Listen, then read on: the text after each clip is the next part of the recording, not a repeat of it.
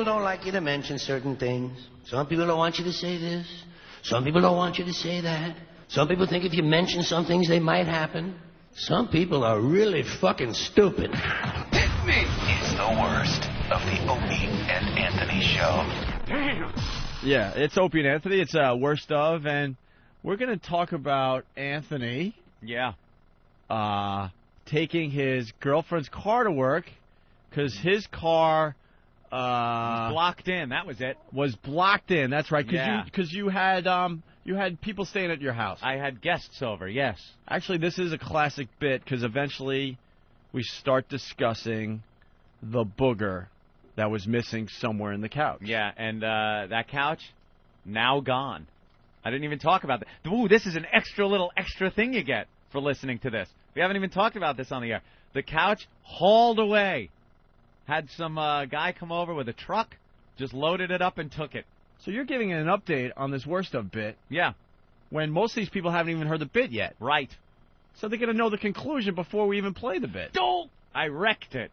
So the couch was dead the whole movie. As you listen to this, about an hour into it, when this whole discussion finally ends, yeah, you're learning now that Anthony got rid of the couch. Booger couch gone. Was it on the side of the road, and did someone pick it up? No, it's not in Great Neck. You don't leave your couch on the side of the road. You go through the penny saver. You look. You find somebody that hauls away trash. Booger couch removal. Booger couch removal. And you call them up. They come to your house, take it right out, and load it in the truck, and bye-bye. It's gone. It's gone. Gone. Now I'm awaiting the delivery of a new couch, which for some reason couches take like 6 months for them to make and deliver. When I first moved to New York, yeah, I needed a couch. Yeah. So I thought it'd be easy. I went to Pottery Barn. Pottery Barn, ooh. Well, why not? Pottery Barn couch. I saw one. Great. I'll be home this weekend. Deliver it. Yeah. You stupid man. Well, it's going to take a little longer? So I had to sit on my wood floors in my apartment for 6 to 8 weeks waiting for the couch. You would think they would have these couches just available. In stock somewhere in a warehouse. Dare I say at your beck and call. You know what? They get away with charging higher prices for them. Because it makes it seem so exclusive. Like, oh, we still have to build. They probably do have warehouses of these things stacked somewhere. But, we have to build this. Make it. We have to build a special one just for you. Just for you. Hence the price. All right. Well, we're on vacation. We taped this a long time ago. Oh, my God. Years ago. But enjoy the discussion on the booger couch on the worst of Opie and Anthony. It's the worst of Opie and Anthony. I got a call from Anthony around, I don't know. I'm not your keeper, by the way. I just like informing people if I'm going to be a little tardy to the show, and you're the only number I have. It was very nice, actually.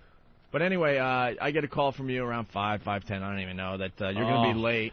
Yeah. And then it was an angry phone call from a gas pump in Queens. Oh. And it's 12 degrees out. It's not a morning to pump gas. I have things set up the way I like things. It's not a morning to leave the house I here know. In New York. Oh, this would have been a great day to call in sick. You know, living my life the way I do and have in the past, and where I've gotten in life, doing what I do, I've earned certain things, I believe. I worked hard for a living for many years, Opie, in the construction industry. All right, you're scaring me, because we've never worked hard in radio. No, this is the dream job. We haven't earned crap. No, I just mean life in general. That's why I didn't say in this career. We just happen to have a really good chemistry that's, I don't know, and it's working. But right. We haven't worked hard at this. No, not at all. I mean in life in general, myself, I have worked, I had a real job, you know. I was doing construction. I was in this type of cold, frigid weather where a house is nothing but 2x4s. And you got to put in ductwork, and it's freezing cold, and you don't want to be there, and you're humping stuff, and there's ice, and it stinks. And I did that. But you know something? Throughout life, I have been afforded certain things, and now I just don't have to deal with certain things. One of which is pumping gas in the freezing cold. I don't like doing it. So what I do is I keep my car garaged, make sure it's full of gas, and then when I leave, I don't even have to deal with the outside world. Only the little walk that I take to the studio. That's the only time you're outside all day? Pretty much. Yeah, because all right, so your car gets warmed up for you, right, while you're getting dressed? It's in the garage. But do you have one of those automatic? No, the garage is like heated. Oh, all right, I got you. So it's I get in. Look at open you the garage with door, a heated garage. Like I said, Whoa, I hey. have certain things that have I have now that I never dreamt I would have. How do you and get that's gas? one of them. How do you get gas if you don't? When do you Like get it? on the way home or something. It's not, I don't need it balmy. I don't have to drive to the Caribbean to fuel up. But, the sun on you is one thing. But when it's 4:30 in the morning, and it's 5 degrees out, it's just cold. Are we looking at a garage diva here? Garage diva. How warm do you keep your garage? It's not like heated where there's a vent in there, but like the water heater and stuff is in the garage, So and it's it well keeps it warm insulated, enough. so it's warm enough. All right. It's like it's probably I don't know, almost 60 degrees in there, which is fine. And then you turn your heat on, very nice. I enjoy the warmth, and let's just say I have some company over the house. There seems to be a family emergency with my girlfriend, my girlfriend's family, and her sister and husband are down and staying at my place, and they also have kids.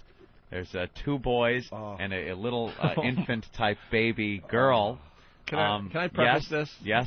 For the new listeners? Yes. Anthony absolutely hates kids. I No ands, ifs, or buts about it. Anthony cannot stand kids. You know what the extent of kids is in my life that I enjoy? If you see one being pushed in a carriage or something and you go, oh, goo-goo-doo-doo-goo, and then walk away.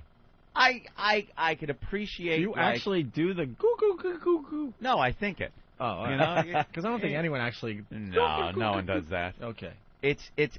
Do you have a rattle in the back pocket where you just when you see no. kids? I try to make believe they're not there. Is what I do. That's it. And they're staying over, and this morning their vehicle was in my driveway behind my garage door, so I could not get my truck out. I get in, it's warm. So I had to take my girlfriend's vehicle, which is out in the driveway in the freezing cold. By the way, there's a trucker checking in from Minnesota. He's Yeah. pretty much saying, stop bitching about 12 degrees in New York. It's a negative 48 in Minnesota. That's why I don't live in that frozen tundra. Ugh. Minnesota. No. 12 is cold enough. It's plenty cold. After 12, 48, below. Does it matter? Does it really matter? So I get in the girlfriend's vehicle, and I have no idea how anything works in it, and it's pitch black, and I can't figure anything out, and I'm trying to drive now. It's freezing cold in there before it heats up, and I can't figure out the radio. So, like, Gwen Stefani is just blasting, and I can't change and I mean blasting, and it's early in the morning, and now I can't shut it off. I can't change the station because now I'm really late. And I'm driving. I am freaking out. I can't adjust the mirrors. I don't even know how to adjust the mirrors, so I can't see anything behind me. I'm driving, freezing cold, loud Gwen Stefani. Now I'm on the expressway. You honestly couldn't figure out where the volume controls are? I couldn't figure out. It's like the glass cockpit of a brand new fighter jet. There's no knobs. There's no nut. It's all touch screen, glass screen thing. Really? Oh yeah. This thing is like the future. I'm surprised it doesn't fly. Oh, sorry, not loud enough. It was blasting, and I couldn't turn it down. And there I am. Hey, here I am, driving down the expressway. How do I turn this down? How do I turn it down? Oh, my God! I'm freezing! Oh, stop! I can't take it! I'm freezing cold! One thing I did hear, though...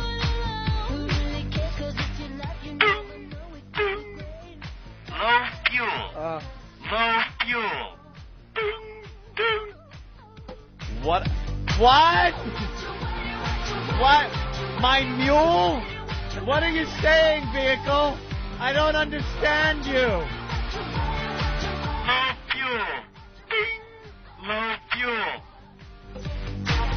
I wish I could listen to 1010 Wins so I know what's going on for the show. But I gotta hear Gwen Stefani on 11. Shut up! Shut up! This is my drive-in. Oh, it's only 4:45 in the morning. I like listening to loud dance music at 4:45 in the morning. Stop, please, stop. Yeah. And then now I have to stop for gas, which is my nightmare early in the morning when it's 12 degrees out. So I pull into the gas station, and of course, it sounds minor, but when you ever been so livid that anything new thrown into the situation will just freak you out? Oh, yeah, definitely. I pull in, and of course the gas cap's on the opposite side of my vehicle, so now I got to get back in. And I've already slid the credit card through, so now I can't just go to the other side. I got to kind of U-turn around, and I go to open up the gas cap, and I have no idea how to open up the gas thing. And I'm just tick tock, time is ticking away. This is show prep time. I'm picturing everyone sitting here, Ben Herking at his computer, Opie going through the papers. Norton's still sleeping because he's not in until 6. So my girlfriend gets this call from my cell phone. She picks up the phone. Hello? Where the fuck's the gas cap? Release the thing. Shit. Oh, baby, I don't know. I've never fueled it up. Ah! I'll find it! Damn it! Click. That was my call to her at about 5 this morning. And you know what really ticked me off? There is no thing. You just do it with your hand. Are you serious? You just pull the flap up with your hand. But every new vehicle, and mine, has a little thing inside. They went back to old school. They went old school on me, and it threw me for a loop. So now I think the only saving grace is it was a self-serve pump with a little thing that keeps the gas flowing. So you should you jump never back in the car, right? So, no, I could just put my hands in my pocket while I called Opie. Oh, it's me. I'm putting gas in my car in Queens! Really? You thought you'd announce that to me. I was like, why? Why are you yelling at me? Yeah, I'm like, whatever, dude. All right, we'll be here. I'm nice and warm. It's about 80 degrees in our office. We'll try not to start the show without you. Yeah. And I'm just a livid idiot. Oh, so I was just, and I got no sleep really last night because I got to bed very late. Kids around the house, and there's a toddler around there, which just has me like freaking out because my house, I pretty much have, keep them away from the rotating saw blades that I have because the image of a child in this place just never crossed my mind. You were telling me in the office 3 kids running around? Yeah. Two little ones and an infant that's just starting to walk? 2 boys that are, I guess, like 6, 7, 8-ish, around there. This is your hell. And this is your hell on earth. Yeah. And a girl who's like, I guess, 1 maybe, just starting to walk, running around my glass coffee table with sharp corners on it. And then yesterday, I'm on the computer, and and the parents go, oh, come here.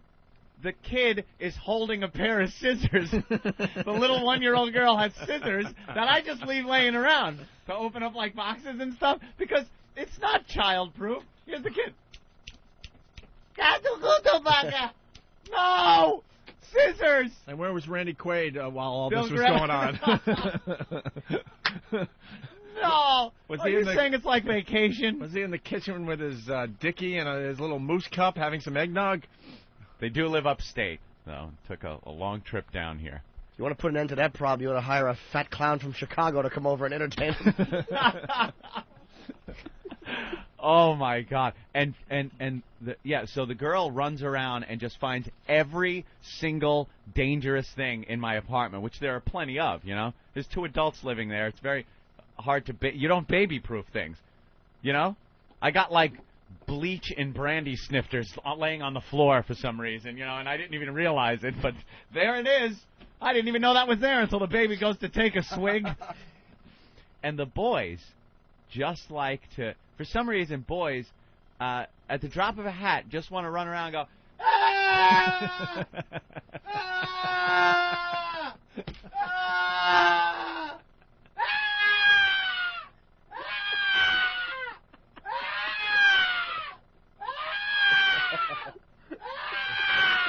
All right, we get it. No. Let me do it another half hour. Then you might start understanding it. Maybe. But probably not. Maybe an hour, 2 hours. Dude. I just sit on my computer and just... Then the girl finds this thing that's been stuck to my refrigerator for 5 years probably. It's a little happy birthday cake. I had no idea what it ever did. Didn't think it did anything. Just held postcards on there. That's all it ever did for 5 years. You know what it does when you press the button? Happy birthday to you. That's nice. That's all it does. That's nice. You know what happens when you press the button 10,000 times? Happy birthday to you. Happy birthday to you. Happy birthday to you. Happy birthday to you. Happy birthday to you.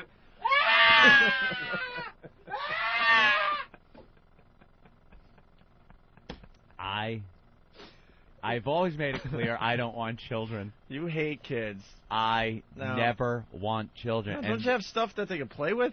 This is such a cool reminder. Yes, scissors. Whatever they want to grab from an open box or something. I'm petrified when they run around the house because, like I said, I don't care. I have just, for no reason at all, I guess about 3 weeks ago, I took a frayed wire and just plugged it in the wall and left the two ends just hanging there because I like it. Apparently I've forgotten about it. You know, kids come over and grab it. I don't know what I have in my house. It's just dangerous. I know it's dangerous. You're bringing back a memory because my sister will drop her kid off at my house every once in a while. Like, hey, I got a couple errands. You mind watching JD? I'm like, yeah, no problem, you know. And then after me and the kid stare at each other, and I love the kid, we stare at each other for about 10 minutes, like, and all right, what do you want to do? And he's like, you got anything to play with here? I'm like, didn't Mommy give you some toys to play with while she does her errands? No. And we're sitting on the couch, and I mean, you can only have a 5-minute conversation with a 5, 6-year-old, right? Right. I'm like, well, you like video games? Yeah. All right, try this. And this is an old story, but I threw in Grand Theft Auto for him. Oh, my God. So then you fast forward an hour, because now I'm doing my thing, because it's kind of like, you know, you let the TV babysit the kid, I learned a long time ago. Yes. Whether you throw a cartoon on or Grand Theft Auto, it works. They're quiet, they're sitting in front of the TV, enjoying themselves, and you could go do whatever you have to do. That's pretty much what So I wound up doing. You fast forward a half hour, 40 minutes, and my sister comes in the house and is like, Greg, what the fuck are you doing? And I'm like, what? I come running in the living room, and there's JD. He figures out how to use the guns and how to pick up prostitutes. And oh, really? Oh, He's yeah. playing the game? Well, because I figured, I gave him the basics, like, you know, you jump in this car here And you drive can it around. Drive around the city a little bit. It's cool, right? And I'm thinking a 5, 6-year-old, he's never going to get past that stage. I come in and he's just blowing people Figured away. it out. He's picking up the prostitute. He's figured out the whole game. Oh, man. And I didn't know this. And my sister just walks into my house, you know, and that's what she sees, and she just starts cursing me out. I'm like, what? What are you doing? Like, next time maybe, you know, leave toys with him. I don't know. Oh. Yeah, you just wind up throwing videos in, you know. We have some videos laying around that they can watch. You know, here, watch Full Metal Jacket, kid. What the hell? Well, that's what I'm saying. Yeah. You know, yeah, you got videos, but do you have videos for kids? Yeah. You know? Yeah. And when you're desperate, you'll be like, That's all right. How many complete nude scenes are even in this movie? Right. Yeah. You know, it's not hardcore stuff. What the hell? About time the little fella learned about trannies. Yeah, all right, pop this in. Thank you, Yoshi. Yeah, I love throat pudding, whatever it is. Yeah, throat yogurt. you Throat silly yogurt. goose. I don't know. I'm sure there's a throat pudding also. Yeah, but it was terribly directed. A message to Yoshi. We love you, but enough with the porno. That's for Opie. Wow. Dude, People love the porno. I have a stack of porno that he gave us. I'm only through the first one. For Norton, continue sending. Of course. And for Anthony. Yeah. All right. Well, Might have more kids dropping by. Yeah. Well, that's quite funny, Anthony. Oh, it's just been, you know, one of those. I didn't get to sleep last night. I think about 2:30 this morning. I heard, Oh man. from like the room, the guest room, and Dude, I didn't. like, am I hearing that? I didn't get to sleep because, and actually, I'm gonna throw myself under a bus again today. But Ben witnessed this firsthand. Yeah. I discovered solitaire on my Trio, and You just got a new top-of-the-line computer. Oh, I know. And you play solitaire I on know. your Trio. That's the problem. These simple games are the ones that are the problems. Like the Yeah. Grand Theft Auto San Andreas, I got it. Yeah. Love it. But I discovered solitaire on my Trio. I didn't go to bed until I beat the game, and it took hours. You get obsessed with these. I got OCD when it comes to video games. I can't put the game down. I was in the middle of the Jets game this weekend. Ben came over with a few people, and I'm sitting on the couch playing game after game after game on this Trio. And I get mesmerized, and I cannot put the game down. Yeah, you're crazy. And like I that. get it in my head. I can't stop playing until I beat the game, and it's stupid solitaire. You can't just shut it off. Can't shut it off. Watch the football game. So around 11:30 last night, I'm usually in bed by 9. Yeah. I finally beat the game, and I could go to bed for my 5 hours, because then, you're up at 4 or whatever. Uh-huh. It's a horrendous obsession I have with these stupid, simple games. No, I need the full-blown graphics and. Oh, yeah, I love that, too, but for some reason, that's why I'm tired today. You're a lonely man. The stupidest thing. That's on sad. a Trio with his. No, I don't. Do you use your little stylus? Oh, yeah, I do. Beep, beep. Over and over and over again. Like something just keeps clicking in my brain, and I can't turn it off. Do you chew on your stylus? No, I don't do any of that. Big gnarly chewed up stylus. Why don't you just get some real cards? Huh? Oh, there you go. No, that's too much work.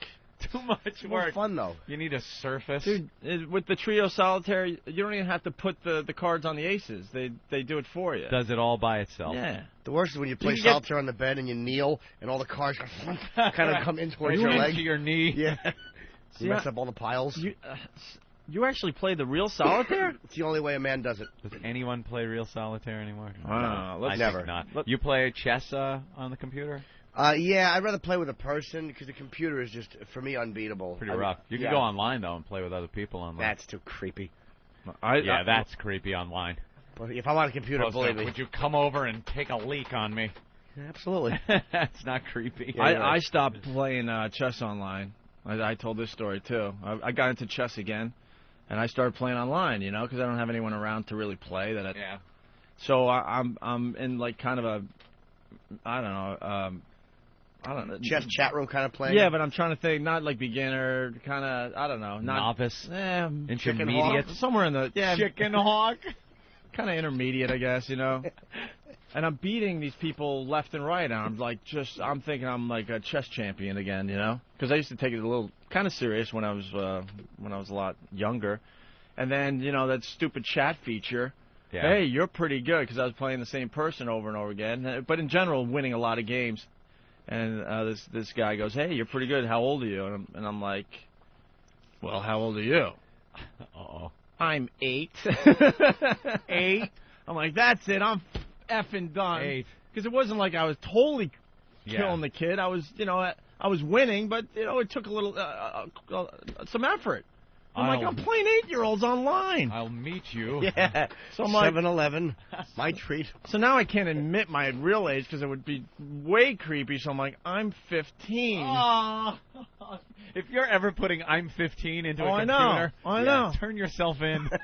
So I was just, it just got too creepy, and that was the end of my online chess. I'm like, it's all little kids just learning how to play. Did you drive over his house and give him a T-shirt? Yeah, Keith Like the cop. Keith.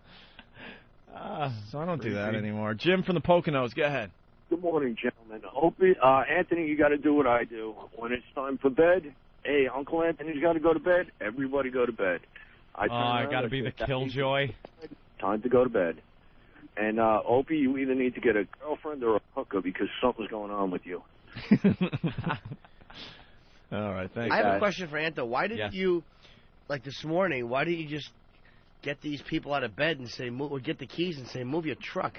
I got to go. You know why? It just would have taken too long. I know I was going to be late. I didn't want to be ridiculously late, and I can't depend that someone's going to jump out of bed, just grab whatever's around, and then get in the truck and back it out of the driveway. Oh, I thought he was just too busy emptying the septic tank. No, it's not a motor home. Oh, all right. I'm still convinced Randy Quaid's staying at your house. But Are they going to be there for a long time, hopefully? Stop it. I mean, it's fantastic. I'm hoping, because this was the easiest 40 minutes of radio I've done in years. I don't think so. Family, it's important. Chris, look, I'm fine with them staying there. I don't have a problem with that. It's just certain things that You're fine I'm with used to and have become accustomed to in my life without children. You're really fine with that, huh? Yes. Okay, just wondering. They may listen to the replay later. Yeah. Ixnay. Of course, I'm fine with it. Too bad we didn't have audio rolling in the office about 5 o'clock, 5:15. I didn't say anything except what I have said on the air, my friend. No. I am very... I'm just trying to cause trouble. Look, I'm set in my ways, and it's, because I had my garage door was going up. I was in my vehicle. I started it up. I put it in reverse, look in the rearview mirror, and there's two headlights staring at me, you know? So it was kind of like, now it's a big thing. Because I like just getting in and then you go. Now, the second I got to shut her down and get out, now there's a problem. Started my day. That started my day wrong. Did you have the one moment where you wanted to just open their bedroom door and scream, "Get your effing vehicle out of my way"? The worst of O&A on High Voltage. Don't stop treating me like a whore. XM 202. O&A. How do you tell which one is Opie and which one is Anthony? Anthony's... Oh, well, obviously it's Opie because he sounds hairier than Anthony. The worst of O&A. Finally, the boys are free on High Voltage XM 202. Finally, guys, you're free. Yes, no more paying for us. No more feeling like common whores. Well, you know, being that the premium was such a financial failure, they had to put us on free. Are you a little paranoid, Jim? The company was hemorrhaging and decided this was the best course of action. Right. Please, just pull the plug on those guys. That old gag. And not only are they putting us on premium, but to cut down on bandwidth, they're just kind of taping the show, and they might play it at a later date. Yeah, you could actually pick up a taped recording of us at convenience stores and play it that way. Yeah, next to the Foxworthy collection. At truck stops. Yes, we're very happy that we're off the premium and free now, available to the entire XM platform, as they call it. That's right. You're just a part of a platform, people. What do you want to say to all the people that didn't buy you? Thanks a lot. Yeah, thanks. Thanks for the support. I'm not paying that $2. It was $2. We figured out it was 7 cents a day. We're not worth 7 cents a day? You couldn't afford it. Great. Thanks. Thanks for the support. Now they get us for free. I say smart move because you missed all the crap while we worked out the bugs, and the hardcore idiots got stuck with us. So now you're going to get the great product for free, and they're out $25. Good point. Are you saying that the people that paid got probably the worst programming that we could ever deliver? I'd say the programming equivalent of a prison rape is what they got. What kind of new fans of the virus have you found just being on XM? Because it's a completely different universe. Goddamn truckers. Yeah, those truckers. Those effing truckers. Yeah, but they're loyal. I like you guys. Shut up. Go kill another hooker. We have learned that there are a lot of lonely truckers out there that like to talk and talk and talk and talk and talk and talk. Yeah. No, don't get us wrong. See, because a lot of new truckers, Opie, they're tuning in for the first time, hearing us for free, and they think, we hate them. But that's not what you said in the office. Yeah, you said XM satellite radio would be really cool if they got rid of the truckers. I bashed them pretty bad. No, I didn't. You're lying. We don't mind truckers. Nothing wrong with a fat man with a methamphetamine habit. And swamp ass. Exactly. Breathing coffee breath into a CD. Oh, nothing worse than that hot, sweaty ass sitting on those beaded seats.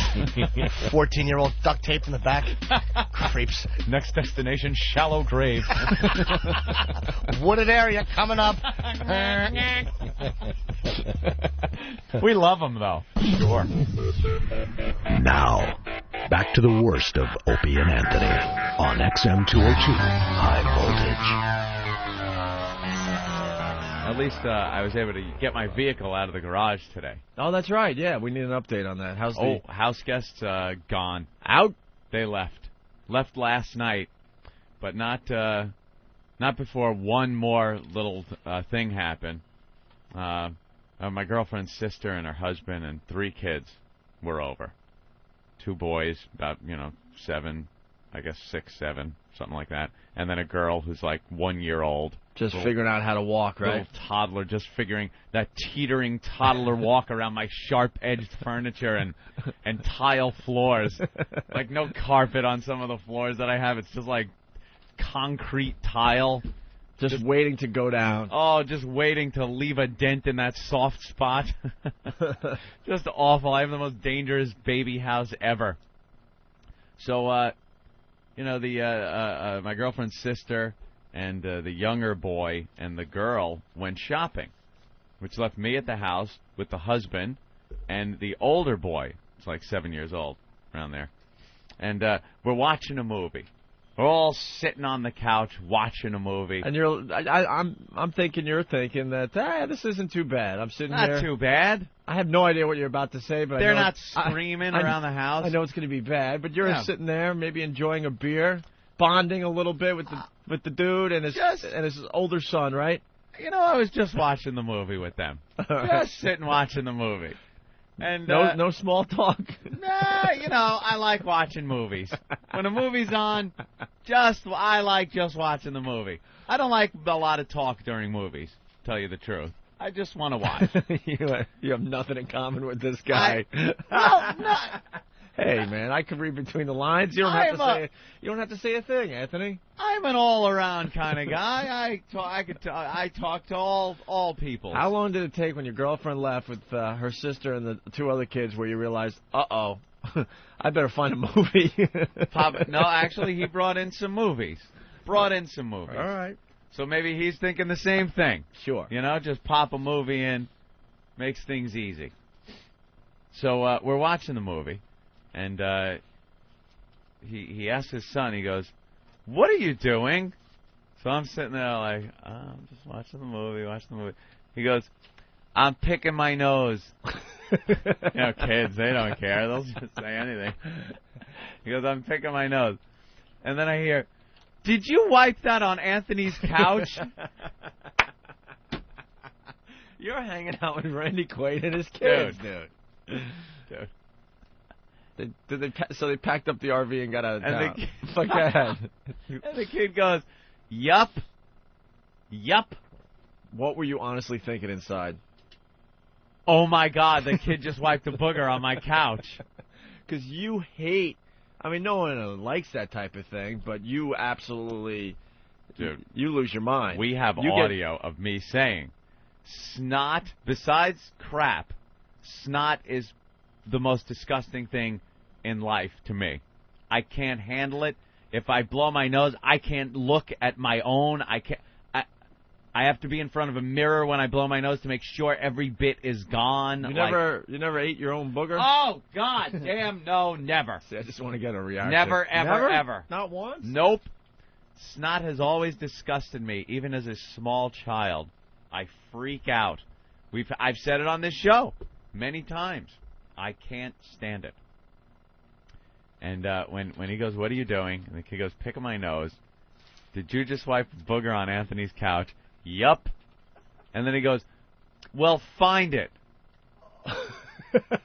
So now the kid is searching between the crack in the couch trying to find his booger. And I'm blocked on the movie. I'm not looking at it. I'm like, I cannot function. I couldn't believe it. I couldn't speak. I'm just watching, I guess it was, The Day After Tomorrow. That was the one on. I thought you were watching New York movie. I thought you were watching Boogie Nights. Boogie.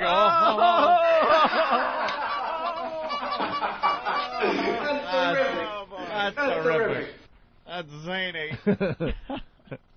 No, it was The Day After Tomorrow, and he never. By the way, never found the booger. Nice. So now Knowing you're going to throw the whole much couch like out. Seinfeld, yeah, I have to throw my couch out. I didn't even have to ask. I know if someone's looking for a really nice couch with one lousy booger in it somewhere. With a booger somewhere. We should just give the address of where you're living, Yep. and they can come by with a truck and pick it up. Take it away free of charge.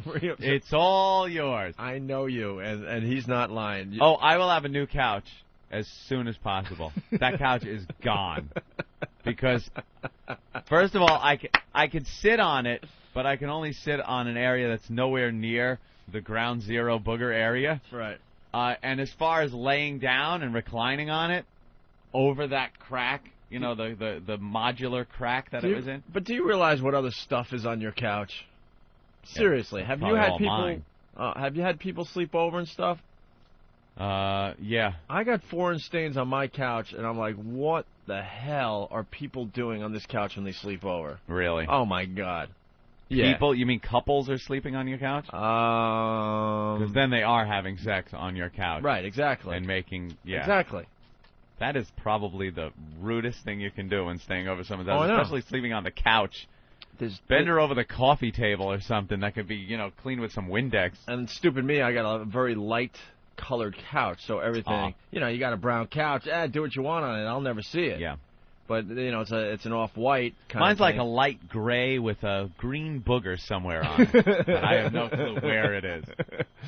Oh, that is gross, man. Yeah, people that stay over your house and do things like that, having sex on your couch, that's pretty rude. Well, there was two, like, nasty spots. I thought it was the old splooge stains. Yeah.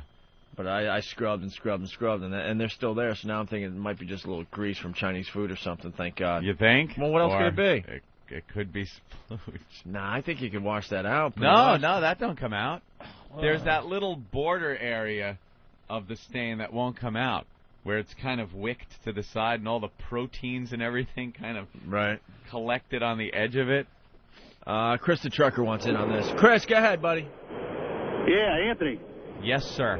You hear me? Of course I can. Hey, Anthony. Yeah. Chris. He can't hear me. Oh, come on. What? Buttons? Chris. Buttons? Yeah, Anthony. Yeah!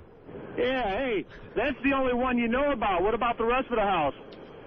Oh, the kid, yeah, maybe for 2 days Yeah, he was 3 there. kids there? Maybe they were wiping boogers everywhere? Yeah, hey, I got 4 kids, and I tell you, they do a little bit of sick of everything. Yep, time to find a new house, Anthony. Oh, my time to get God. a maid service in there and clean up the whole thing. There you go. You should have seen. That's true, actually. There's probably boogers all over your house. Oh, my God. You should have seen my girlfriend going nuts. She went around the house with, like, disinfectant stuff and cleaning stuff. And I was like, what are you doing? She goes, kids with meat hands just touching everything, like freaking out. She's a vegetarian, but, you know, not crazy vegetarian where if she sees me eating a burger or something, she's going to freak out. But the fact that the kids, you know how kids are when they eat, like, hamburgers? It just gets all over their hands. And then they're walking around, like touching stuff. And she doesn't want to be grabbing a faucet, you know, and just have this greasy burger juice on the faucet. So she's running around like a mad woman. Tina, clean this up. You guys are like that couple from National Lampoon's Christmas Vacation. Margot and that other dude. Really? Yeah, the neighbors. I don't remember that. It's all about What just is it? you two. You don't want any kids around. We You are. don't want anyone touching your stuff. We are the most. What's the other guy's selfish name people. in that? Because I know the famous line is, I don't know, Margot. Yeah. Oh, Todd. Todd. You're Todd and Margot. Todd and Margot. From National Lampoon's Christmas Vacation. I consider myself like a generous person when it comes to like what I have, things like that. Then I'm fine. But we are two of the most selfish, self-centered people when it just comes to our own convenience and things. Like we enjoy just leave us alone. Any little shaking up of my daily routines just gets me crazy. You guys are better known as loners. Yeah, yeah. Pretty much. That's pretty much it. We have our life, and that's what we enjoy. I don't want boogers on my couch. She doesn't want grease on the On the faucets? Yeah. Well, no, the computer was pretty good. I think they knew that was pretty much, off limits. That's my salvation there. Although I'm trying to play like Battlefield 1942, and he the little kid likes watching, which is fine. But occasionally, I'm trying to do stuff, and he's so close that he's like bumping my arm, and I'm trying to kill somebody, and I miss, and I'm just creamed. Look over. Oh man! Hey, maybe you shouldn't bump my arm while I'm trying to kill the gook here. You were in hell for 2 or 3 days. I just know you were definitely in hell. Oh, the kids all left they all left last night. Yeah. And after they all left, I was like, oh, what was that, a week? Oh, that's brutal. And my chick's like, no, it's 2 days. Yeah. We're not like company people. I know, man. You don't have to tell me. We have still 2 full rooms that just have nothing in them. The living room itself. You don't even set them up for formal living room. They're not even set up for company. Nothing. It's a wide, expansive carpeting with nothing. The dining room, the formal dining room, nothing in there. And that's why they had room to just run and yell through the house. So no, we're not meant for company. We're not built for company. And that's just the way it is. Stay away. Yeah, we're very inconvenient to be around. Let's say hi to Tom in Philly. Tom, what's up? Hey, boys. How you doing this morning? Pretty good.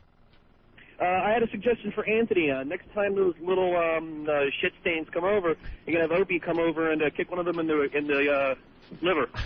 You can't be kicking children in the liver. Yeah, why would I do dogs. that, sir? Why would I do that? Chester! All right. What are you doing downstairs? Mike in Kansas, what's up? Mike. Yeah. What's going on, Mike? I can barely hear you. Why? What's going on with the volume on the phones today? I just had a suggestion for that couch. You could bring it into the studio there and make a new lesbian couch out of it. The lesbian booger couch? Yeah. Dude, it's one booger. Yeah, but that's quite enough. One booger is all it takes. What did the guy say? Because finally the search had to be called off. The search for the booger was called off. It's now a recovery. Yeah, well, no, the search and rescue was called off. And now it's just a recovery. Well, he just said, apologize to Anthony. And, the kid says, I'm sorry, but, but the booger's still there. Didn't the kid know where he put the booger there? Kids, he dug deep, and then he shoved his hand, between the crack in the couch, and then wiped the booger down there. So I guess when he looked for it, it had already probably, come off. I'm getting grossed out. And now it's, under the cushion. Mm-hmm. Sure, if I look around, but I don't want to look around because I don't want to find it. That's something I don't want to find. The Opie and Anthony Show. Hey, guys, hope you're enjoying the worst of Opie and Anthony. Don't forget, we'll be back live. When are we going to be back live, Eric? April 11th. April 11th. I think we're broadcasting from Boston that day, right? That is correct. Opening day, Red Sox Yankees will be broadcasting live, and go Yankees. Oh, it's going to get crazy up there. Yeah. Yep. I think it's going to get crazy. I think it's going to get nuts. Insane, maybe. But in the meantime, we're enjoying a little break off, and we're going to talk about Dreamweaver here. Ah, my youth. Another foray into my youth in California, Southern California. I was quite the young horseman back then, Opie. Quite the young horseman. I was like a cowboy. Can I break in? Yeah, sure. You're going to explain all that during the bit. Oh, I know. I wasn't going to really go into it. I was kind of reflecting on the fact that you reflected. I was looking back at my youth, my little cowboy hat and stuff. You reflected on the fact that you almost stuck a fat pig because she had a really nice voice on the CB. Stupid CB radios. Silly boy. I was going to get some. Here's Dreamweaver on the worst of Opie and Anthony. It's the worst of Opie and Anthony. Tony on Long Island, what's up? Hey, what's up, boys? Hey. Just to say, talk about taking one for the team. I used to work for a company, and I dealt with a girl in Chicago who she moved down to Atlanta. And so we got talking, and I just broken up with my girlfriend. And so one night we started having phone sex after she gave me her home number. So I said, you know what, this is crazy. Let's meet halfway between Atlanta and Richmond and find out and let's have sex for real. So I get in the car. It's Belmont weekend. I'm stuck in traffic, bleary-eyed. 9 hours later, I get down to Richmond, Virginia, and I get out of the car, and she's like 350 pounds, and I'm like, holy shit. You didn't ask those questions before you decided to commit to a long drive? I was like, well, whatever. I just broken up with a girlfriend of 4 years. I wanted to get one right out of the way, just to have it happen. And I got down there, and it was just like she was huge. But I was like, I can't turn around without getting some, so I took one for the team. I don't get that, man. Oh, dude, that's awful. I won't talk to a fat chick if she lives 5 minutes from me, much less drive 9 hours and acknowledge one. What's wrong with you? All right, well, here's the real shame, is that she was a real nymphomaniac, and I wanted to get anal sex. So I flew down to Atlanta and banged her in the ass all weekend. It was horrible. We're out in Buckhead, and there's, all these hot chicks. There I am with this big pig, this bar in Buckhead. Oh, wow. It was horrible. Did she want to go out? Yeah, she's like, oh, let's go out. So now you got to walk around with her? Yeah, it was horrible. She wanted to come to New York, and I was like, absolutely not. Cut it off right there. It's all about the anal sex. I've walked around Buckhead. You're right. There's a lot of beautiful women in that area. And She wants to around show with you- a 350-pound girl because he needs to go out. You got on a plane to have sex with a barnyard animal. Congratulations. That's hilarious. You too, guys. All right. I like That's, when the honesty comes out on this show, man. That's something that reminds me a lot of the Dreamweaver story from years ago. I remember that. It was because I didn't want to be seen with her, and it's self-centered. It's nasty. It's probably not the nicest thing to do, but it was a girl that I met on the CB radio, named Dreamweaver, of course. That's the music. Her name was Dreamweaver. That was her CB handle. The Dreamweaver. And what were you again? I was Wrangler. That's right, Wrangler. I was the Wrangler. Because my job back then was on horseback. I would keep stable animals together and in their pens, and I was a wrangler. If any of the steer got out, I would wrangle them back in. The Wrangler. I hope that's why you got that name. Yeah, there's many. So that is why. So did you use the CB radio to try to pick up chicks back then? No. Was it for the job? I didn't use it to pick up chicks. Everyone had a CB back then. It was it was all like the rage. The mid to late 70s, so everyone had CB. No one had cell phones, Opie, so it was, Breaker, breaker. Breaker for the Dreamweaver. You got your ears on? It's the Wrangler. I'll be 10-10, 10-8 on the side. Dreamweaver, if you're out there. Okay, Dreamweaver, if you're out there, the Wrangler's on the side. Out. But how did you start talking to her? She just happened to be on the CB one day? Yeah, I think I was trying to get in touch with somebody else. Mm-hmm. Maybe my brother Joe. Hey, Flying Fingers. You out there, Flying Fingers? His name was Flying Fingers? Yeah. Why? A guitar player. Oh, okay, yeah. Yeah, I know. Ugh. Hey, Flying Fingers, you out there? And then one day I hear a voice over the radio, and it was Dreamweaver. It's Dreamweaver, and she almost had like an attitude like, why am I talking on the bullhorn now? Like Daria on MTV. You know Daria? She kind of had that whole thing, so it was kind of a cool attitude back then. So I started talking to her. Hey, Dreamweaver, this is the Wrangler. Well, where are you from? Oh, I'm from Dana Point. Oh, I'm San Juan Capistrano. I'm right, down the road. Oh. Well, I gotta go. Okay. How old were you? And then maybe... Oh, God. 13, 14? Yeah, 13. And we kind of, every night when I'd get on the CB radio... She was there? She was there. She was always on the CB. And we would talk. That should have been your first clue. Should have been the first clue. Always on the CB radio. And I decided one day that I was going to ask her on a date. A date.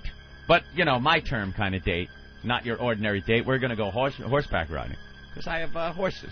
And that's what I do. That's what I do now. So, you got to, Dreamweaver to Wrangler. Like to know what you're doing this Saturday. Oh, nothing. Oh, okay. You want to go horseback riding with And you me? never met her. Never met her. That's the key to the story. Okay. Never met her. Okay. You know where the river bed splits in Capistrano? Yeah, I know that. Okay, I'll meet you there, and we'll go riding this weekend. We got a bunch of hills we could go riding up in. Oh, that sounds great. Okay, Dreamweaver out. Okay, Wrangler, over and out. I'll see you Saturday. Were you all excited at this point? Oh, it's great. Because you have this image in your head, what she looks like probably. Dreamweaver. Opie. The name. It should say it all. She's weaving dreams in my head of what she could be. Dreamweaver. Dreamweaver has to be a hot chick, right? Absolutely. Dreamweaver. So all day Saturday, all morning, I got up early. I washed 2 horses, which, it's quite a chore, and brushed the horses down. They looked great. Take some saddle soap to the saddle and everything. Did you clean out their sheath? No, I didn't clean out the sheath, pulling out hunks of beef jerky out of there. Never understood the people that did clean out the sheath. There was some stable... cleaning out the sheath? Dude, there were some stable whores that used to keep horses around where we kept them. And they were girls, in their teens. They had these horses that used to clean their horses. You got to clean the hoofs. You take this hook in your hand, lift the hoof up, and you're like scraping horse shit out of their hoofs. Right. Clean it out. And then you brush them, you bathe them. You got to clean their teeth sometimes, and their ears. And then their sheath. This is a male horse. They don't walk around with their dick hanging out all the time. It goes up into a sheath that's on their underbelly. This sheath gets filthy. And dried up skin and dirt and rocks collect. Get caught up in there? All kinds of crap gets caught in there.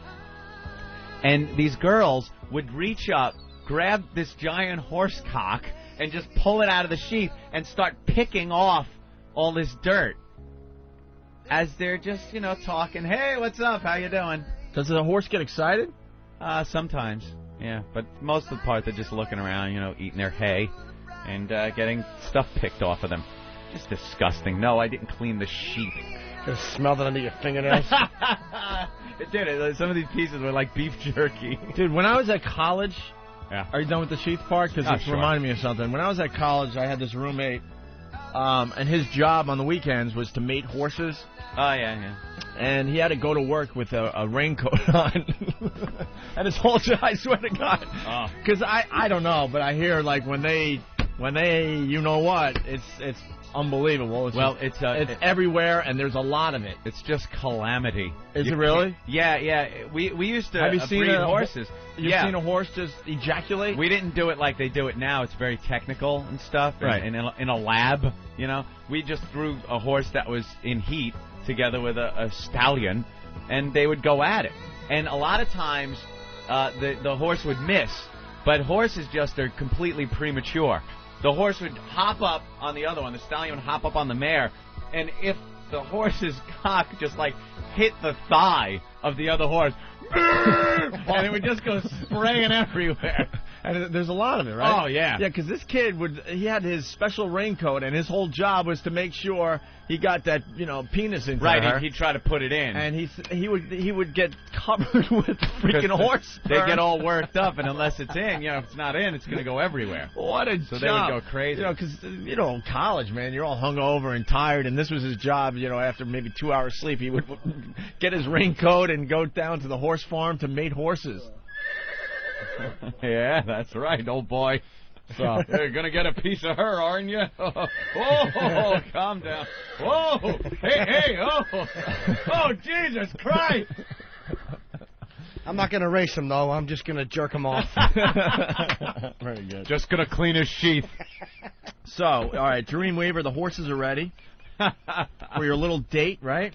Yeah. All right, getting all excited for my date. Clean the horse up. And now I was riding up into the hills that we used to ride up in all the time and take care of the cattle and everything. So I wanted to look the part. So I had my Western attire on, Opie, and I was the little cowboy. Oh my God! I had the hat, I had the boots, spurs, chaps, jeans, and a Western style shirt. That's how I used to dress. Did you have a gay video crew following you?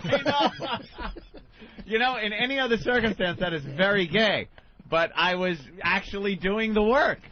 I was a working cowboy out there, out west. And I want to look the part. I had my rifle. I had saddlebags with our lunch in it and stuff. And I even had a bedroll. Just in case. Hey. Just in case old Dreamweaver decided to be a goer. I had everything I needed. And what I planned on doing, I had all these fantasies going on in my head. She was weaving dreams on me. Mm-hmm. I was going to go out there.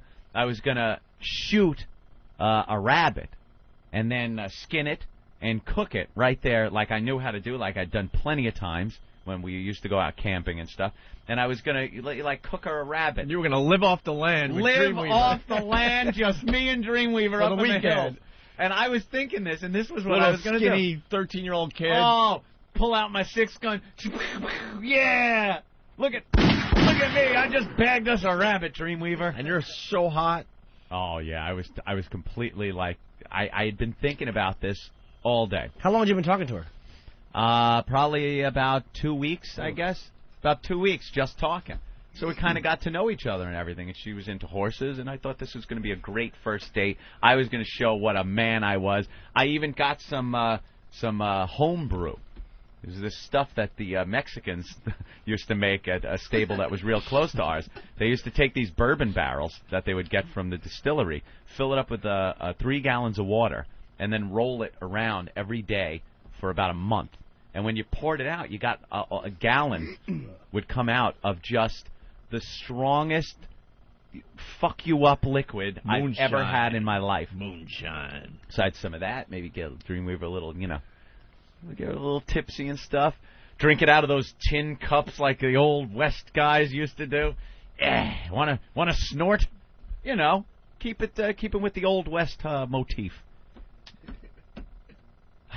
Well, get the horses, go to where the river splits there in San Juan Capistrano, and I'm waiting for her. Got there early, Oh, you got butterflies in your stomach, I right? did. I'm still waiting, still looking at everything, making sure everything's okay. Mm-hmm. And off in the distance, I see a figure walking down the riverbed, and that must have been Dreamweaver. Like, here she comes. But it's just a speck coming. I can't quite figure it out yet. But maybe the sun's in your eye a little bit. But I'm looking. You see the silhouette, right? I'm looking. She came in out of the rising sun. Yeah, I was looking. As she's getting closer, I'm thinking, well, maybe the heat is, spreading things out.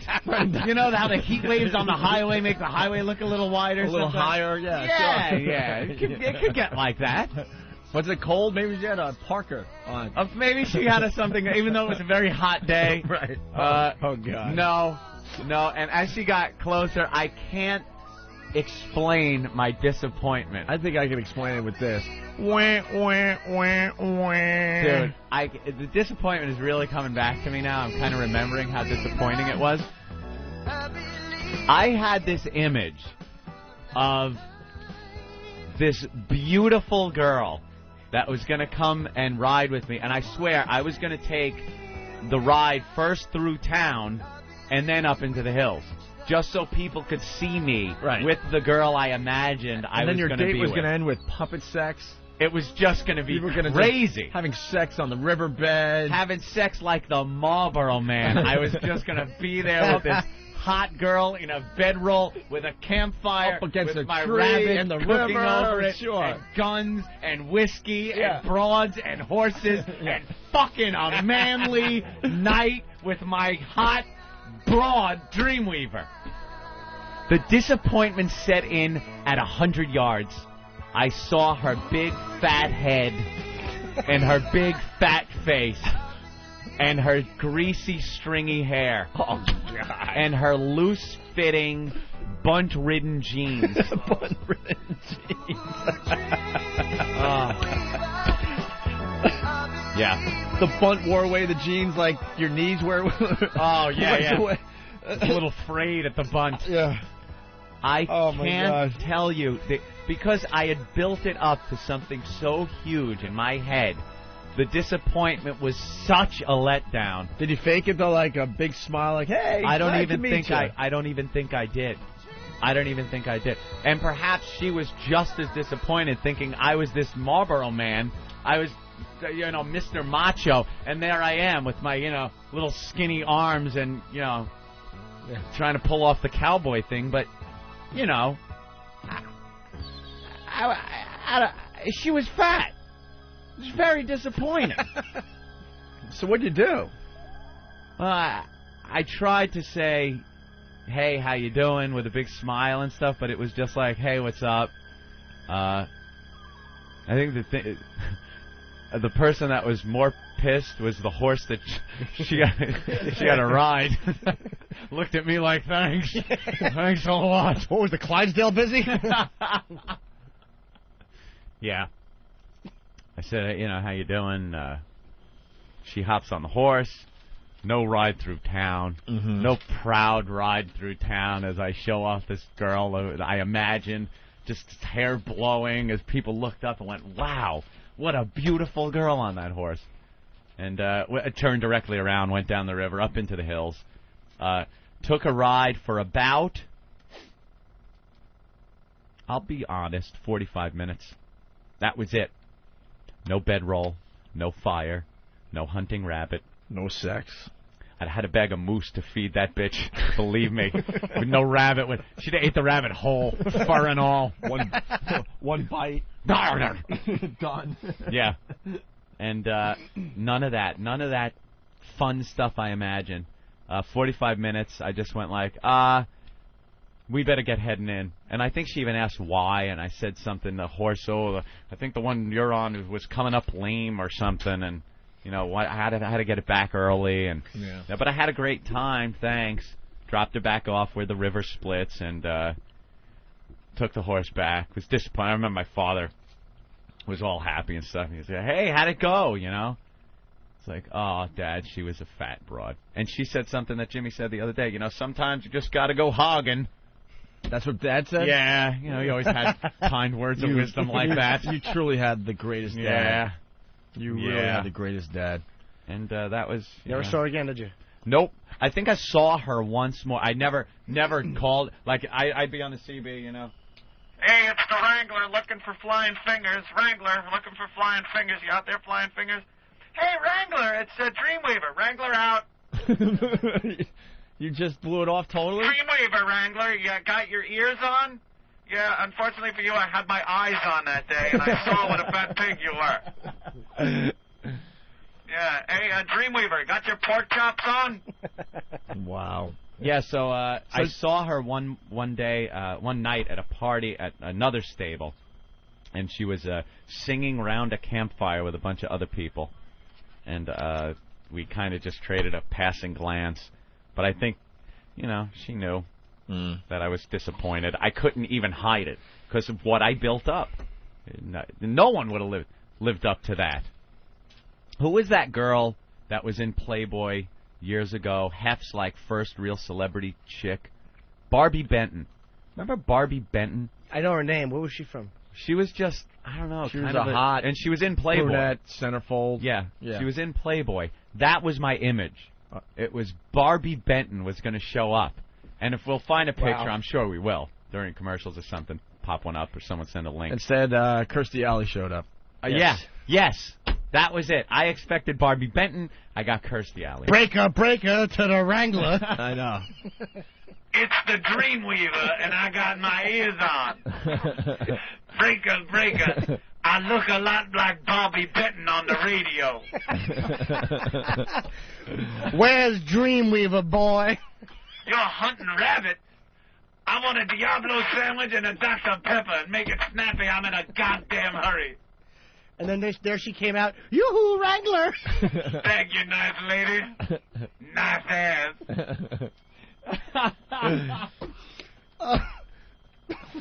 I'm just still disappointed now that I think that. I know.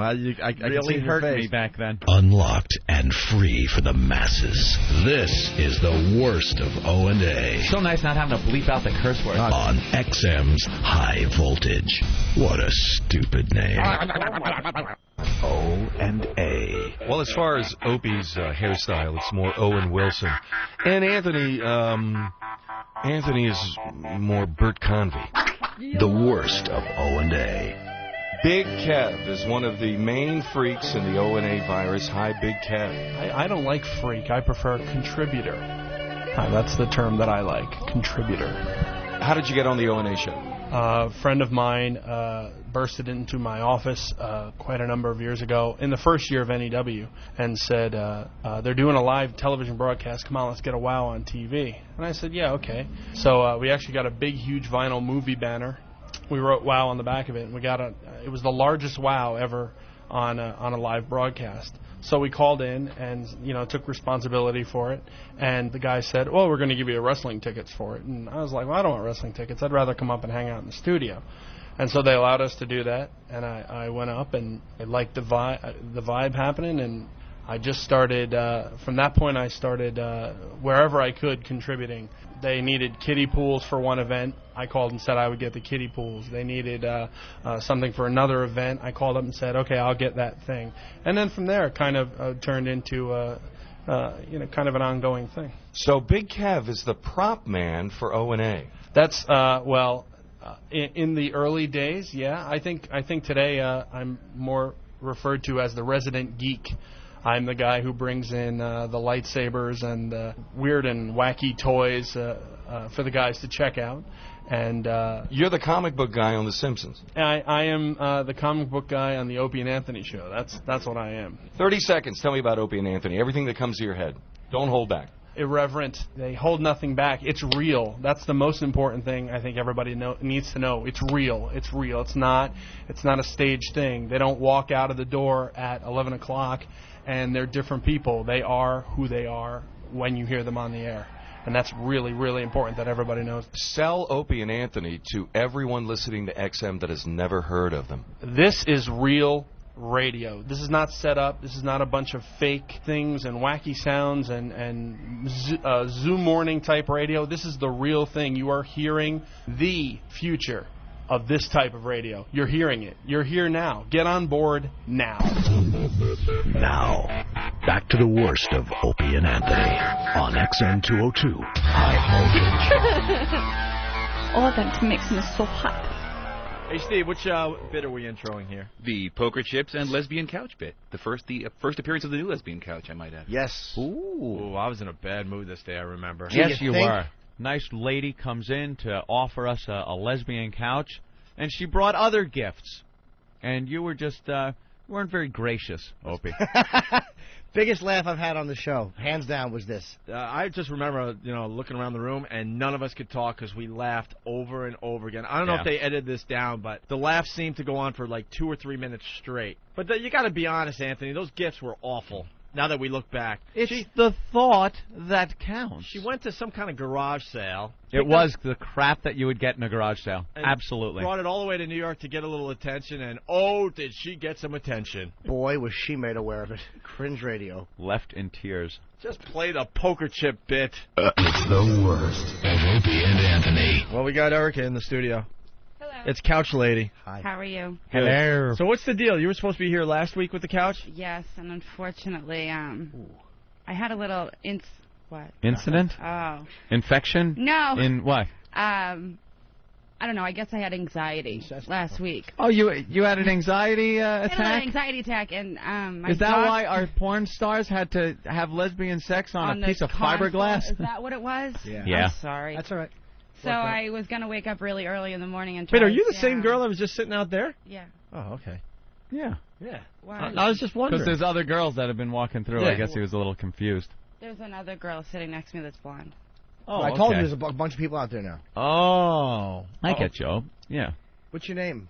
Erica. So you own a furniture store? Well, we had a antique consignment shop for home furnishings, and we have a bunch of stuff. But you were the same girl sitting right there. Yeah, Like, I right... told you. Huh. Are you married? No. Oh, nice. I don't know. she Getting doesn't- married. Oh, not nice. Could you tell us more about the furniture store? It's closed. I thought it would make a good. It's closed 'cause you addition to the oversleep? book guy we just listened to. No, it's Why did it close down? economy's not good. No. And you Pretty much oversleep going a down lot? the crapper, so. Yeah. And I what? And you oversleep a lot. Well, I heard you had a doctor problem gave last me week. something for anxiety. Hey, and come get back on mic. knocked me out cold, and I just did not wake up. Really? Wait, who So gave you this needless to medicine? say, my doctor. Right. And so you had some anxiety and he gave you something Yeah. to and make I, you sleep? Yeah, he goes, here, take one of these. I'm like, What were you okay. anxious about? Well, it was things and Yeah. just things. whatever. And I took one and knocked me out cold for like 12 hours straight, and I That's felt good. It worked. You weren't anxious for 12 hours. Yeah, exactly. There's something about this glass. Kind of works. Is what I'm Oh, thinking. oh, the couch Oh, is here coming. comes the lesbian couch that Nice. Erica brought in. We're having a ceremony. Do we have any, music that we could play? We should have thought ahead of time. Lesbian couch music, Maybe Opie? little Katie Lang. What do you want, a polka? I think there's like a heart filter on that glass or something. I'm gonna A what? Like, in the heart videos. Oh, All right, where's the couch? very nice. Jim's on the lesbian couch. You bet I am. You want to Oh. explain what the lesbian couch is for the people at home? You're the expert on couches. It's just a love seat, probably from the 80s. Yes, it late is. 80s. A love From seat. the late 80s. Late 80s? Probably late 80s. Only the No. best for your pals Opie and Anthony. Early, I don't know exactly what year. It's Any just a love stains seat. on it? No, it's clean. It's Where was clean? it all this time? Sorry. Yeah, where was it for 20 years? Come on, tell the truth. If it doesn't sell in the store after so long, we take ownership of it, and it sat in the warehouse for a little while. It goes to the warehouse for half price. Oh, we got If it doesn't sell, we got the black light. We're gonna make sure this is a. Ooh. Well, you good. need an extension cord, guys. I don't think it's Sorry, gonna reach. not as good as through the mirror, Opie? Is that what you're trying to say? No, I didn't say that. Really? Yeah, what are you you did. saying? You can say it. There was. I don't know. Like you just looked different when you were sitting out there. That's all.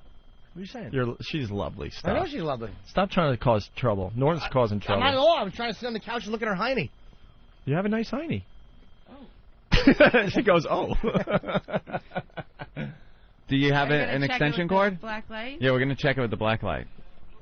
All right, we're plugging in the black light. Want to see if anybody's been No having any idea who owned it hanky-panky. prior to, I have no idea. It's nice. Oh, Probably you a have no homicide idea? committed on this couch in Great. 86. Could only dream. Turn off the lights. Ooh. Hit This the will lights. definitely make Ooh. this more gooder. It's light out. We have to get And some also, curtains, by the way, for them stupid. We It'll do help the need black curtains. light. Matt, it's curtains for I you, asked see? you guys what Ma. you wanted. I could have brought curtains. The couch is fine. Yeah, How the about couch is fine. a post-1981 couch. I have no idea what year it's from. It does look kind of 80s. All right, let's turn on the black Yes. light. Here we go. Yeah, but you know what? It's kind of, you're not going It's fine. It'll serve the purpose. Yeah, for a bunch of perfect. dykes. Don't black light the girl. Black light the couch. Oh, boy. Can What do you you- turn it on? What are you doing? Why doesn't anything work on this show ever? Danny? Danny, get that black light working. That's the important thing. All right, now we're trying to figure out how to turn on the black light. Come over here. I'll fill out your card. Wow, this show is just going downhill in a hurry. No! We can't figure out the black light. Fine. Danny, what's wrong with the black light? I don't know. It's not turning on. Danny, calm down. Danny. It'll be okay. Well, I tested it before I brought it in to make sure that it worked before I brought it here. And Perhaps for some the reason, extension cord's bad. Perhaps I'm laying in the booth. Plug it directly into the wall and see if it works. Perhaps Attaboy, the Ed. socket is bad. There you go. There's plenty of things that... All right, we got the black light on. It's the extension It's the cord. extension cord. Everyone calm Right. down. All right, pull All the couch over and give it a once-over. How do you know if there's a load on there? What do you see? You'll see white. Oh, my God. Is that X-Files music? Very good. All right, we're checking the lesbian couch for splooge marks. So far, so good, right? Anything? We're getting a thumbs up. Oh, they're pointing out something, Steve. Eric, Jim. And on the armrest would be where you would bend a girl over and bang her. All right, Steve. Absolutely. What are you seeing? big white stain Get right on outta the here. Let me see. armrest. I'm not lying. Take a look. Uh-oh. What does it look like, Mulder? Oh my God. You would absolutely use that part of the couch, too. You would bend her over that. That's a definite load right there. A dried up load. That light detects semen. Oh, there's another Yeah. one. There's something going on over Wow. there. Where Ugh. your upper back would rest on the back of the couch there, Yeah. Anthony. All right. What is that? Is that urine? Oh, that's What? just the design. No, what is that? Is that the pattern of the couch? It is now. All right. That's what. I don't know, man. Is that the pattern on the couch, or is this just splattered Splooge with stain. Splooge? Oh, what about that stain? That's the pattern. Oh, my God. Okay. All right, I see the pattern. Yeah, the pattern is called jizz stain. It was very popular in the early 80s. Oh, there's is that another a big one. stain right there? What do you think? Wait a minute. Maybe that's just the pattern, too. I think we have a relatively clean lesbian couch. I think so, too. There's 1 or 2 spots on it, but... Well, I don't know. Let's go back to the stain on the right armrest. There's leaves in it? There's leaves in the couch, Anthony, yes. What? I aired it out yesterday and the leaves... Outside and leaves fell? Yeah. All right, she aired it out. Thanks. Wow, look at that. A condom. No. All right, I think we're pretty clean, no? Clean. For the fat. Let's go back to this stain over here. I think this might be just part of the pat. No, that's a stain. Okay. Yeah, we that's definitely a stain. have one stain in. All right, well, hopefully tomorrow we'll get a bunch more stains on that thing. Okay. Sorry, Jimmy, you won't be here. Remember? I like that. The lights were out, the X-Files music playing, Yeah, I like the the weird lights on, like they're investigating something. Very nice. That was good. Well, guys, the show became more gooder today. We now have our lesbian couch back. Too Yeah. bad there's no lesbians here. Tomorrow. Yeah, tomorrow we're going to do Maybe that. they can't make it Dykes will tomorrow. come out tomorrow. All right. Well, I hope you appreciate it and Very much. use it often. So when are you getting married? I was supposed to get married this month. But what Uh-oh. happened? Postpone it. Why? Why? Uh-oh. Because boy. of the store closing and other stuff, so we decided to push it off to the boy. summer. What was the other stuff? Did he bring it up to you? Oh, Like- no, it had nothing to do with Ben. No? He didn't bring it up to you and say, perhaps, the store No, closing, we should not at push all. this off? Yeah, guys tend to really want to postpone those things. Who's Ben? So be it. My fiance. Oh, I'm thinking of Ben Sparks here. Don't say. Our own producer. So maybe he whipped out that big, delicious treat. It's not a big deal. No? No. It's one of those take it or leave it, married or not married things? Well, whatever. Will happen. Isn't it kind of an important thing, though, in life? It is, and You it should was be all kind of planned. excited about that, no? Yeah, you are, but you can't dwell on it. If it happens, you got to postpone. If it happens, it happens. If it happens, we're There's a gonna story eventually here. have it. Yeah. What's Yeah. the story? Come on. How long you dating Share. Ben? I have been dating Ben for a little over 3 years. Okay. Ooh. His mom owns the store. The mom And- doesn't like you. Oh no, No? she's in New York. Oh. She's cool. It's just that the economy went down the shitter, and No, it didn't. people don't want to buy stuff that's Listen to Bush. It used. didn't. It's got Everything's leaves fine. on it, yeah. Yeah, they want to buy new stuff and not pay 2 years and no interest, so they don't want to go spend Oh, their it money. was used Because furniture. it's consignment shop. Exactly. It's all used stuff. Oh, Yeah. okay. People You know kind of what I'm want saying? new So- furniture. Yeah, they want their wanna furniture go without to the big splooge furniture stains on it. places. Right. They want clean furniture. They Whereas- want to shop at Siemens, not have furniture with semen on it. Exactly. Right. God Right, I forbid got ya. they want clean stuff. Yeah. Yeah. All right. Do you have sales on Tuesday? Starting at noon. We're selling the best used furniture with the biggest splooge stains. This I'd Tuesday like it. night, come in for our splooge stain spectacular at Splooge Stains. No, of course it's not named Splooge Stains. Your store wasn't named Splooge Stains, was it? No. And I'm not going to say the name of the store. Okay. No. So Well, now things with Ben, you want to get married, but Oh, yeah, we're totally going to get married. We're now changing the entire concept of the wedding. We were going to do that typical, big reception and everyone sits down for dinner and the photographer and the limo, that whole... Gonna tame it down? The whole wedding. Now it's going to be... Just get a tent in the No, backyard. that's what we're doing. We're going... Money was an issue, I'm not going to lie. Okay. Money was a total issue. So... Well, it sounds like it. just a tent with a bunch of load-stained Instead couches. of spending $30,000, we're going to cut it back probably to 10. Fine. So we'll Wow. just have a big fat party this summer. And All right. Sort of sounds like you're going through a tough time. no, I mean not necessarily. No? I'm getting through it. I'm fine. Well, it sounds like with the anxiety and the furniture store closing and the marriage having to be postponed and scaled back. I'm a mess. Fine. Yeah, I admit it does sound like, it's a little bit of stress in your life.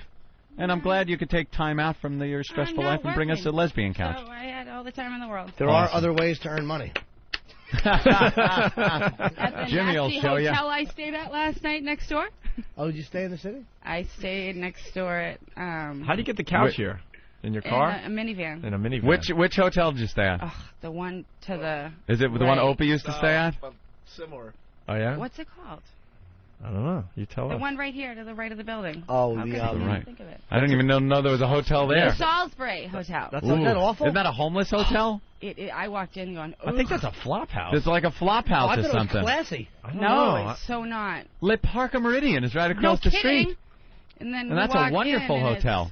I love it. Why didn't you stay at the old Parker Meridian? I didn't even know it Because was business there. is bad. That's true. No, not necessarily. I Couldn't don't really afford care. it, Jim, okay? Thanks for rubbing it in. I Really, wouldn't stay Jim? there for 4 hours. I mean, I got to bed at midnight. She and can't got up afford her before- wedding, and you spend $30,000 a year on hookers. Why'd you get up in the morning? Why'd Actually- you? I didn't know what time necessarily you guys could Yeah. take it in, so I just decided to. We were come. trying to sleep after the anxiety medication and thinking about the business going down and sleeping in the hotel with the red neon light blinking through the window. Actually, no, I fell right to sleep, and then I got up and showered and came over here. Really? To you guys. Wasn't that big a deal? No. Just I'm trying to- sorry. I got trying to nothing. I'm a mess. Trying to sleep and this is outside. What? What? I just want to drop the couch off. Huh? I'm glad I brought it to you guys. Now you No, we're happy. You have kidding me? some. Oh no, I'm glad. That's better than the last one we had. Yeah, it's a little Is it? road trip for me Oh, to yeah. take, you know. Yeah, no, That's good. awesome. We'll give you some prizes. Yeah, I actually have prizes for you guys. What do you have? What do you I have? brought some other stuff for you. What? What gifts? Would you like me to get it? Sure would. Yeah. I am Follow- no, not donkey sausage. No, Kind no, of no, thing. no. Follow Ben out the door Donkey and sausage. get the other stuff. What kind of gifts? I don't know. Yeah. It's just little. All right, yeah, go get the gifts. I'd like a gift. Lock the door. Lock the door. Lock the door. Opie, it's on outside. Oh. No, I want to. Audio's on outside. She's coming back in with her gifts. All right. Shut up, Ben. Jesus. Ben's giggling like a nut out there. Bring her in. Bring her in. I didn't know what you were doing. Bring the lady in with the gifts. Jesus. Bring in the present lady. Right? I'll hear the replay. Talk anything you want about that's me. right. I really don't care. That's what sucks about this show. They Don't get stupid replay. stupid Doesn't replay. offend me. Say No. All right. We like you, actually. Yeah. What kind of gifts? What do we got? It's a magazine. A Sync magazine that we're in? Fine gift. That we have? Huh? Do you want to sign it? The same. You want us to sign stuff? Gift. And what's with the pink Pink hat? hat? Is that a gift? Is that yours? Steve, we got a gift. No, like I said, the store's closed, and I listen all the time. So I heard a couple different things. So I went to the store and grabbed some stuff just for. All to righty. grab you guys. All right, let's see what she's got for everybody. What do I have? Well, considering buckle Opie in. has nothing to entertain with, I grabbed something. Uh-oh. Oh, it's not bad. What is it? All Is it right. one of those things that's used for jacking off, like in 10 to midnight? No, it's just Oh. a simple little dish that he can just throw on the table when Nice. he's Oh, and like over. chips can go in there. Wow. This Thank is like you. a housewarming. Hey, you haven't got a housewarming Oh, gift yet, have boy. you? So you gave Opie something that It's is gay. I breakable. really, Oh, it's Jesus just Christ. grab some Let's wait stuff. till we all get our Why would you give Opie something that he you could could- perhaps accidentally drop? wait till You we could all have get washed it before you gave it to me. Jesus, there's leftover dip in the dip Check part. the price tag on the back. She I spent took it off. $13.50 on me. Thank you. And then I got 2 beer pitchers for you guys in case. We might need pictures. That's hey, true. I just grabbed some stuff. Don't worry. I don't understand. Don't be defensive. You're Yeah. bringing us gifts, and we gifts. appreciate them. I want to smash this. No. He is the worst. What? I didn't You say are the anything. worst. All right, Wow, so- now that's a nice picture. It is a nice Is picture. it glass? No, it's good. that hard Oh, plastic, right? It's plastic. Those are good to drink Oh, I- beer out of if you're starring I in Young thought it was Frankenstein. glass. All right, what's that? What do you got over there? Looks like a Claymore mine. What is that? Oh, I think it's Poker chips? poker chips. From a 1940s. It's poker chips that Al Capone used. You obviously can't get the, she obviously cover up. stopped at a garage There it sale is. on the It way looks down like to New poker York. chips in a hat box. Oh, they're in a hat box. Wow. I got some. I don't know. You got any cards with those chips? Oh, let's have a little hand just for Poker fun. chips. I could sit here now and shuffle chips with one hand, Wow. like they do on the World Series of Poker. That's just wonderful. Oh, This is good. I'll bet there's a gift for Jim Norton in there. These probably sat on top of a 60s style folding poker table for years. I hate my gift. What is that? Dude, it's a joke because they were ranking on you. You had nothing. What is What's that? My gift stinks. Oh, wow. Oh, they're playing cards from the Moshasuck Valley Railroad Company. What the fuck is this? Wow, I guess there must be some more gifts in there. No, that's it. No? What? Wait, you got a beer pitcher for Jim? I just grabbed them for all of you to use. But what about Jim? But Jim? I don't. It's for everybody. But that's not fair. No, these are for everybody. It's not necessarily. I mean. But I don't drink alcohol. Exactly. Could someone open the window? Yeah, I'll take it back. All right. Name of the game is Texas Hold'em, boys. Ooh, we got chips and everything. Yes. That would be great if they weren't that pack wasn't missing aces. Card with little. Are there 52 in this? I don't think there's 52 cards. Oh, this there. Should have never brought these in as donkey sausage. At least the other pack of cards is still wrapped. Yeah. Yeah, I got one wrapped, one unwrapped. Would you gamble at the bus station on the way here? Yes, I did. And then this pack, because there's 4 decks of cards, both of these are still wrapped. Attaboy. I'd love to know where these came from. No idea. Where'd you get them? The store. What store? Her store. Someone probably brought I can't them in. imagine why the store's going under. I just can't fathom with little tidbits like this, little trinkets and knickknacks. Yeah, you might need better stuff in your store. Maybe that's what it is. Wow. You were selling this? There's plenty of stuff in there that was very nice. I bet. That's only the best for your pals, huh? You can throw it out the window. Opie, stop looking around. I know him. You break it. I'd be happy if I'm you just broke trying to it. figure out where I could break it. This place is so nice and new. This state-of-the-art studio that we're in. It's a bit. Opie doesn't really that the gang break from XM things. Satellite built for us, and Opie doesn't really break things. It's a joke. I never broke a thing in my life. It's a bit. Oh, the cards have little trains on them. Yeah, little choo-choos. Not the good kind of train. Well, if you haven't broken anything yet, you might as well, because it could be the first thing you break in the studio. You broke your mouse, but that could be the That's second a good thing. gift. You can have people over. You can put the dip in the one thing and the chips in the surrounding dish. Well, Martha Stewart. This Very stinks. good suggestion. All right, well, this is lovely. Thank you. Nice I'm gift. done. There's your couch. All right. Thank you for the couch and the gifts and everything. Oh, You're welcome. Why do you look so dejected? Yeah. I'm very happy. I play cards, and now I have chips now you and have choo-choo train cards. 2 packs of cards in a felt case. Yeah, the case is felt with some gold leaf trim on the side. That's right. It's like an old velour shirt I had when I was 8. Can I see those pictures? Yeah. Promise you're not going to break it in front Don't of break anything, Opie. No, I need the other one, too. That's not bad. Oh, I can't break this. No, why would you? It's glass. It is glass, right? People will... They're both real glass? Yeah, people will Or get hurt. plastic? I was ready to shout at that. No, I wasn't. I'm kidding. No. All right, Ben, thank you. Thank you very much.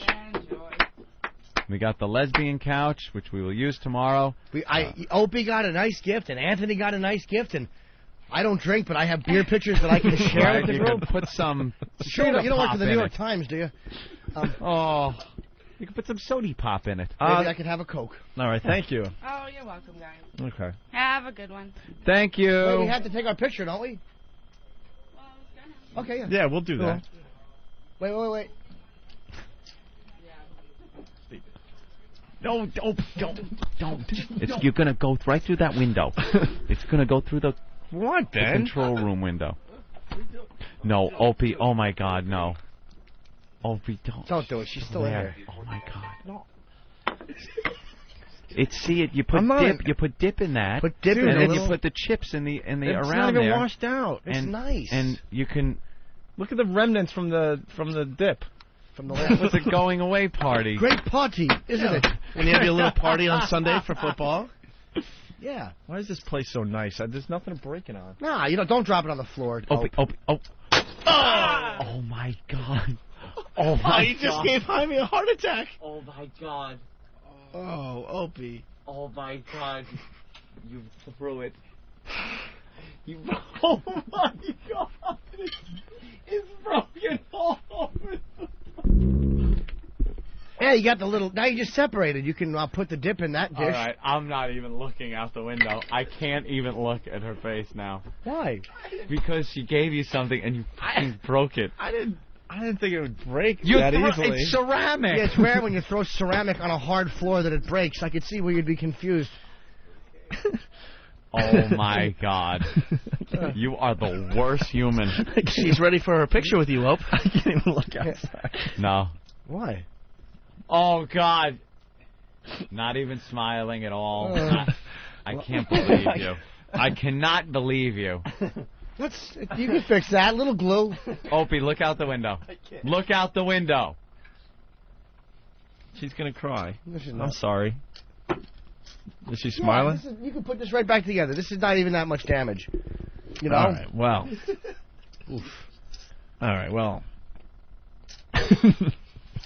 Let's get out of this uncomfortable situation, please.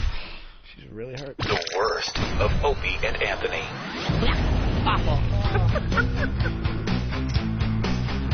And we're back with the Opie and Anthony show. Norton was just lying on the lesbian couch. It stinks, huh?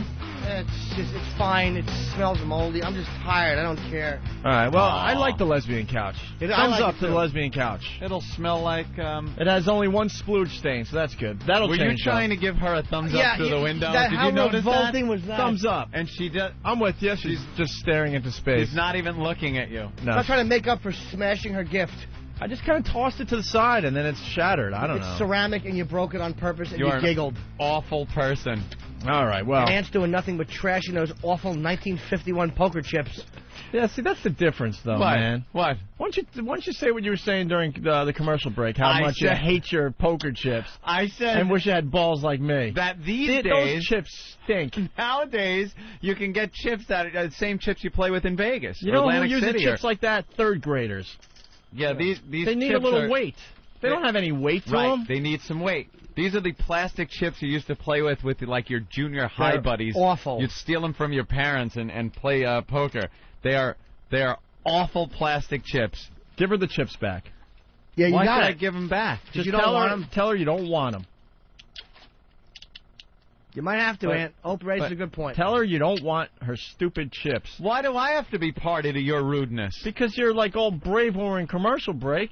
But I can understand, that, You that hate your something gift. might suck and I might hate it, but And I'm not Norton, gonna. what about you? These What? gifts stink. They do stink. I don't don't I'm wanna not the be one known with as a the bad hat guy box full of today. chips. the Lucille Ball hat box she bought when she was out with Viv. Dude, she got that from a That garage little sale. stupid hat in the box. Yeah. Now take it back, Lucy. Now, Anthony, That's what it looks like. call her back in here. But I understand. I can get a bad gift and still be nice Ben. and not hurt people's Call her feelings. back in here and give her gift back. Why do I have to hurt someone's feelings? I will not bow to peer pressure and hurt Call someone's her feelings. in. Call her out on her gift. I will tell her her gift sucks, but I will keep Oh, it. you will, huh? Just give it back. Yeah, let's see Anthony say that. You're really not coming back in here. Are you insane? Hi, Erica. I just wanted to say, Opie had a little mishandling of your gift. He bobbled it a little while he was trying to put it over by his stuff, and it broke. But I have the cards and chips, and thank you. You guys, I know. Anthony, tell her. Throw What? them out. You Tell hate her. them. I don't care. What? No, Tell they her. bother me. What? Are those good chips? I'm not saying that they're bad chips. Are they good No, chips? they're old. They're probably from the 70s. I just Anthony, grabbed them. 70s her. Earth Mama chips. 70s Earth Mama Muff chips. It would have been them cool away, if it came break from Frank them. Sinatra's house, but obviously it didn't. You know, they could be worth money. You don't know. I don't Well, know. if Hold they on, were hold worth on, hold money, on. you'd be getting married. You know, What's wrong with that? Nice. That's a genuine wood chip holder, isn't it? Hey, give me those Yeah. chips. Get that Look. away from my face, Steve. no, Steve, look. Give her. Give Opie the chips. Look, Opie I'm wants to just look at thinking, them. I like him. I really do. But I'm thinking maybe somebody else could use him more than I could. I'd be more than happy to take So- him and throw him in the trash for you, no, Anthony. I'm not going to throw him in the trash, Anthony, but perhaps tell somebody her. could use him more Tell than her. I I'll could. take them back, Anthony. Just give them to me. Tell her. She's yelling. Tell her. I'm trying to be nice. What do you mean someone? Why that- am I being You yelled play at? Texas Hold'em. Why can't you use those? Well, they're just not quite the type of equipment I like playing with. What kind do you like That's playing all. with? They're chips and cards. Well, different cards and different chips. People play with different types of things. Yes, I'll pass it back to Just her. give her the chips. Opie, give those to her. And It's heavy. Yeah, these are the cards that are still... There you go. They're all wrapped up. See, they're still wrapped. They're all wrapped up. You ever play 52 Throw them, cards I'm pickup? not gonna Oh, know. gee, Opie. There's no reason to heat the cards at her. Did the cards hit you? Did they? Oh, but she got cards falling off her sleeve. Come on. No. Oh, God damn it. Oh, my God. Opie.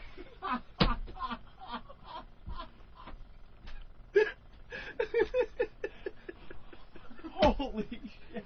Opie. Don't videotape. Oh, boy. Now clean it up! Are you happy now, Opie? Are you happy? I am mortified. Oh, Eric called it. She I'm not spilled my chips. mortified. I knew you'd do stuff like this. You're a thing. She spilled my chips. Oh, God. You guinea brat, now clean it up! That's right. Be a poker player, just like your father.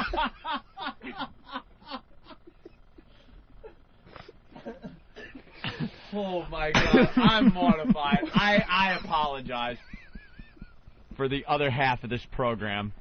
Because Don't that apologize. I don't really care. That It is does not uncalled bother for. me. That was uncalled for.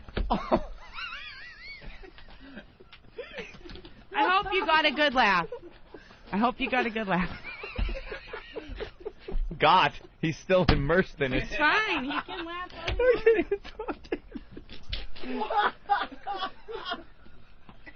That is horrible, I man. knew from the start it was a bad idea to bring those in the first place. I should have just brought the couch and be done with it. That is horrible. Look, I didn't have a problem with him or anything. For some reason, I don't understand why he's got to be like that. Oh, my God, it hurts so much. I apologize for the actions of some of the people on this program. You know.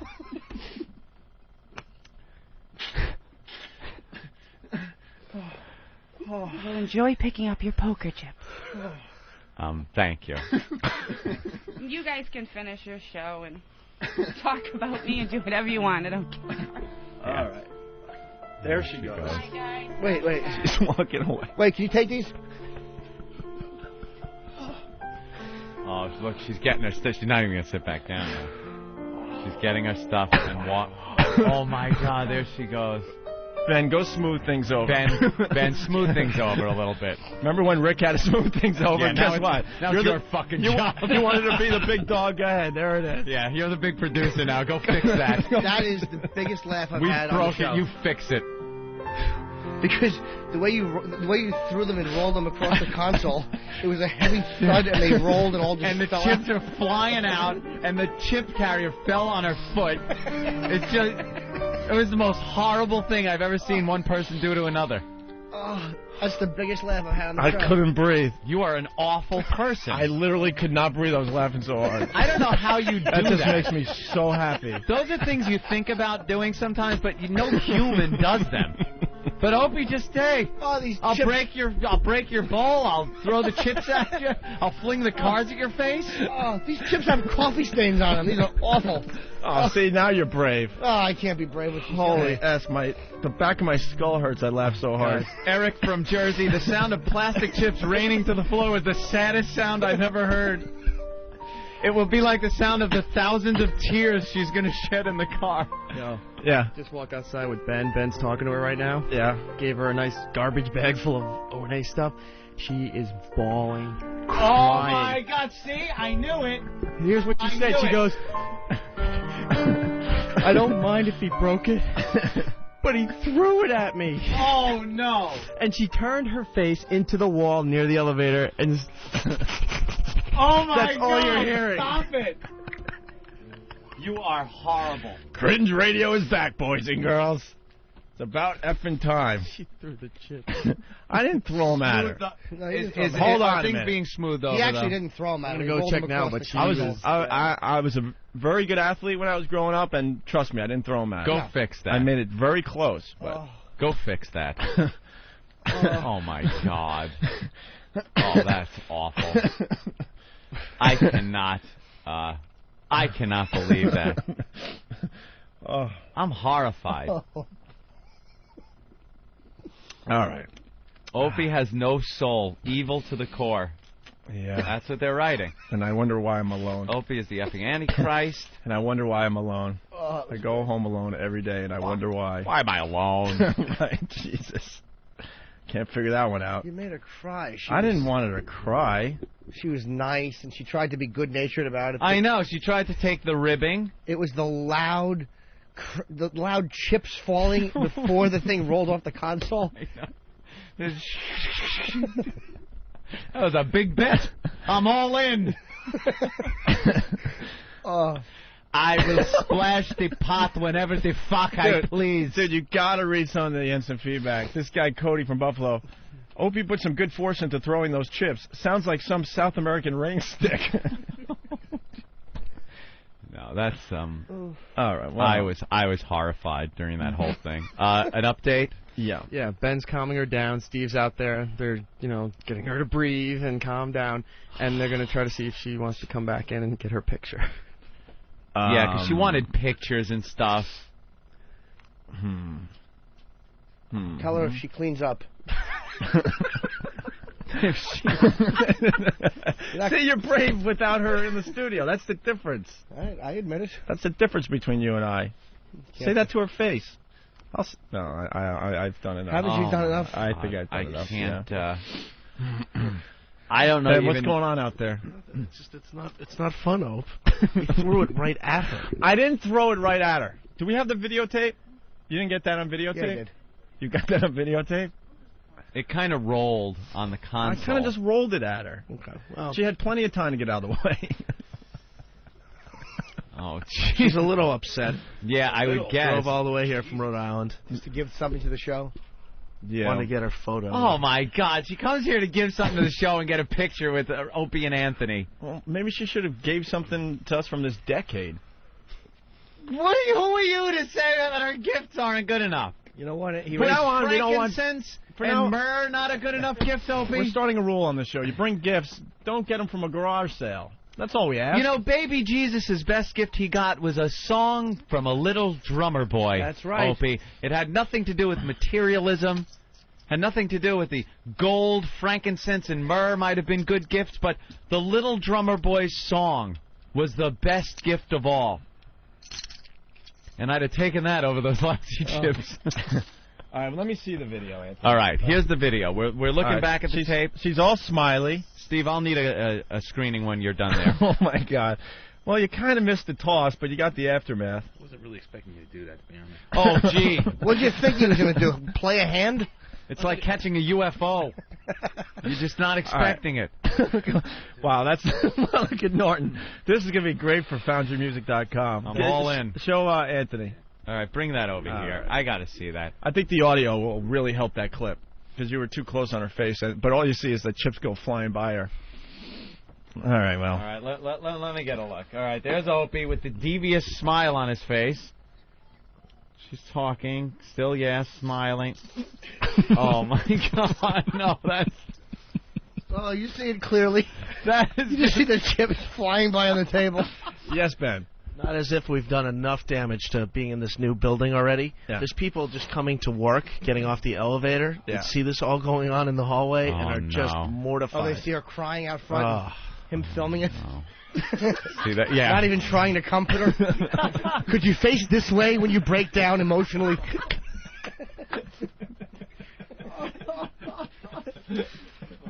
Oh, I'm horrified. I am horrified.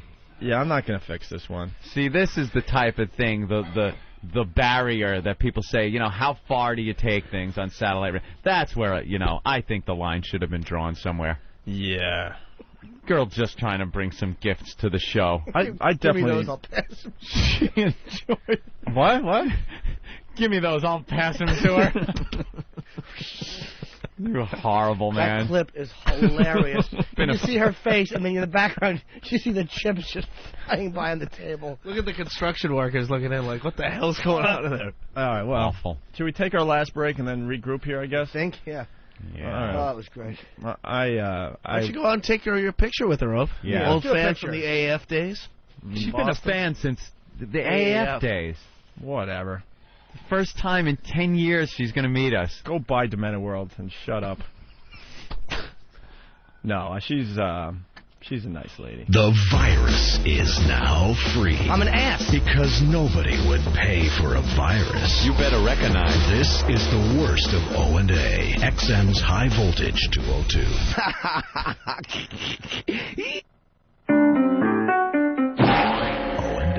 Opie and Anthony in the XM food chain are somewhere between the CEO and the lady who cleans the urinals. And she's really nice, but they're Opie and Anthony are finally free on XM 202 High Voltage. XM Satellite Radio's Bruce Kelly here with another Opie and Anthony Interlocutor. A lot of fans have followed you from Stinky FM to XM. Mm-hmm. And how have they reacted to the entire XM platform? Well, they haven't checked out any of the other stations yet. They're so loyal to us, they just listen to us 24 hours a day. Yeah. So I guess we should tell them there are other fine channels on this thing they call XM. Yeah, they could switch over. Here's some music, maybe some other comedy that isn't us. Sure, have fun with it. They've been pretty cool. I think they got a big kick out of the language, the freedom you get to say certain words or just content and stuff. So they were pretty happy with that. I don't think it's that big a change though, as far as the show goes on the whole. You get pretty familiar with it. Nothing really big. Not that big a change. Did you just go for a serious answer to a question? No, that was a very serious answer. Oh, sorry. I didn't mean to. It's a valid point. Fell into it. We don't really care what our listeners think. Yeah, that's true. You don't even care what anyone thinks in this room. It's all really about don't. you. I just care about how late that clock is ticking. We've actually lost a lot of listeners to the 80s channel and Bob Edwards. Dr. Laura and Art and us are going to do a little cross promotion. Have you seen Bob Edwards? And we're going to vomit. Have you seen Bob Edwards? Tell me he doesn't have something in his closet waiting to pop out. Yeah, and they talk about us. He does. Bob Edwards Gacy. I'll tell you what he's got. He's got a clown outfit in his closet. He walks around that Washington facility like a ghoul. When I'm not on the air, I like to paint. He's like a late-night horror show host. That's right. Someone go to his house immediately and dig up his backyard. He only does a 1-hour show because it's hard to get radio equipment into a crawl space.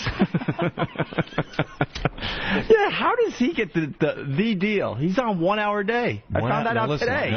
1 hour day with 9 producers. Yeah, 9 producers. And he goes home. And coming up later tonight, Preacher from the Black Lagoon. Tune in to the Bob Edwards Horror Show. Boo! Opie and Anthony are finally free. That's the strength of our country. Now, back to the roast of Opie and Anthony. Hey, Larry the Cable Guy. Yes. This is the time he came in. We had a lot of fun with Larry the Cable Guy. It's really self-explanatory, redneck humor, and we really enjoyed it. The truckers enjoyed it. And I think you're going to enjoy it now if you didn't hear it the first time around. Get her done. Stop. The worst of Opie and Anthony. Dude, we didn't even tell anyone that Larry the Cable Guy was here. Yeah, I know. How could you guys not promote that? Right. Doing arenas. I think he's the biggest star we've had on XM Satellite Radio since getting here. There he is. You are the biggest star we've had on XM Satellite Radio thus far. Good Lord. You, Larry the Cable hurt. Guy. Y'all hurt. If I'm the biggest star you ever had on here, there's something wrong. Good Lord. What's going on, fellas? Hey, you didn't call us yesterday from a truck, did you? No, I don't think I did. It's the same voice we heard yesterday on the phone. Sounded like it. I got a truck, but I don't think I called you from it. Larry, we got to tell you, we're new to talking to the whole country. Like we were syndicated on regular radio on the East Coast, and basically we were syndicated to the blue states, okay? And now we're syndicated to the entire country, and we're trying to We're trying to get used to the Southern voice and the truckers and all that. Yeah, you know what? It takes It's kind of foreign to us. Takes a while to get used to. Now, I got a buddy of mine don't even move his lips when he talks. And you're always like, hey, you want to go up to the store? He's like, no, I'm like, what the hell? My dad heard that. He was laughing. I'd done that joke one time. My dad thinks that's hysterical. He come up to me. He's like, man, Jimmy Norton, good to see you. Thank you. Yeah. Good Lord, he's a funny. You got screwed on that damn. What, the last comic stand? Last comic stand, and we was watching that. They were okay. You know what? I had an MTV contract, and I signed already, so NBC was cool. We kind of knew that was happening. Well, I always thought it should have been because you know that's so political, that shit. 'Cause I'm watching, I'm like, oh, okay, well, they got the black guy, they got the white guy, they got the Oriental guy, they got the, you know, that should have been, they should have changed the name to Last Demographic Stand, and that's what they should have changed it to. You know, if you're a white guy on there, you ain't got a chance. No, you're right, and I don't think I would have went very far. I probably would have got booted the first or second round. Thank God you didn't have a retard on there. You know you'd have been beat. Oh, yeah. Well, he did. His name is Rich Voss. Yeah. Richie Voss, he's funny. I met him before. He's funny. I can't get used to the accent ever, man. Yeah, we got a lot of truckers that call up now. A lot of truckers, and they love to talk. Boy, I tell you what, I'll tell you what, they got them satellite radios, too. They sure do. They got That's why we're trying to be really nice to the truckers. Oh, the truckers are good folks, I'll tell you what. But they don't shut up. They just keep going. You know, you figure get what you got to say out, and then it always ends with, all right, thanks, guys, one more thing. Oh, here they're kind of lonely out there. It ain't got much else to do. They're just lonely and they want to talk. Hey, I went on, I forget what I did, but I did some interview somewhere, but they were syndicated their show on XM. And I think it was the Truckin' Bozo. He's on XM. We heard about that guy. Yes, we did. And he's great. I love the Truckin' Bozo. So I go on Truckin' Bozo. I'm supposed to do like 20 minutes with him. I end up staying with the guy. I went to the studio at like midnight, you know. I ended up staying with him until 4 o'clock in the morning. And I did a show in Dayton, Ohio. The next night, 7 big rigs showed up. They were in the area and they heard it, and 7 big rigs showed up to the show, just parked out there in the parking lot. Fucked it up so no one else could park. Exactly. There were 7 people in the crowd. Yeah, there was only 7 people, but them truckers had a good time. They had a good time. You do any hunting? I see you got the camo on. You know what? I went bird hunting a couple of weeks ago, but I didn't get nothing. No? I don't think I'm throwing the dogs up high enough. But I got in trouble in Montana. I shot an elk. Yeah? At the Elks Lodge. And they didn't take right to that either. So got to watch out for those Asians now when you're hunting. Oh, my God, that guy up there. The Asian guy in Wisconsin that took out 6 hunters? Yeah. You believe that? Yeah. Seems there was who knew there was a problem up there? They had some Asian hunter battle that's been going on for years, apparently. Well, that's true. Well, I guess that happened 6 miles from my girlfriend's hometown. And she was kind of scared because her brother, her dad, and 5 of their buddies all went to their private land hunting camp up there. And I called her and I said, hey, did you hear about it? And she goes, no way. So she hung up real quick, called, make sure everything was fine. But, I mean, that's crazy. A bunch of good old boys get jumped by an Asian. One Asian guy. Well, look, next time you're going through the woods and you see an Asian guy in a deer stand wearing the wrong kind of camo and a SKS assault rifle, get the hell out of there. The only thing an Asian should be doing in the woods is massaging you and jerking you off. Behind a tree. I agree with that. I got no problems with Larry's that. with you, Jim. He's with you. I went up there for Thanksgiving, and by the way, I ate too much. I'm starting to have to buy Relax Fit condoms. At least I'm gaining it in the right places, right? But I go up there, and my sister-in-law's up there, and she just got all them piercings down, you know, in the area. Mm-hmm. Yeah. And y'all can tell when she's coming, you know, because she always wears a skirt. She's got it sounds like a wind chime headed your way. But she got a damn bolt in her, you know. And she's showing people at the damn Thanksgiving. She's walking around. Hey, check this out. You rip her britches. And I'm like, oh, man, pull your pants up. It looks like a BB stuck in a taffy puller. Good Lord. That's ruining my damn dinner right there.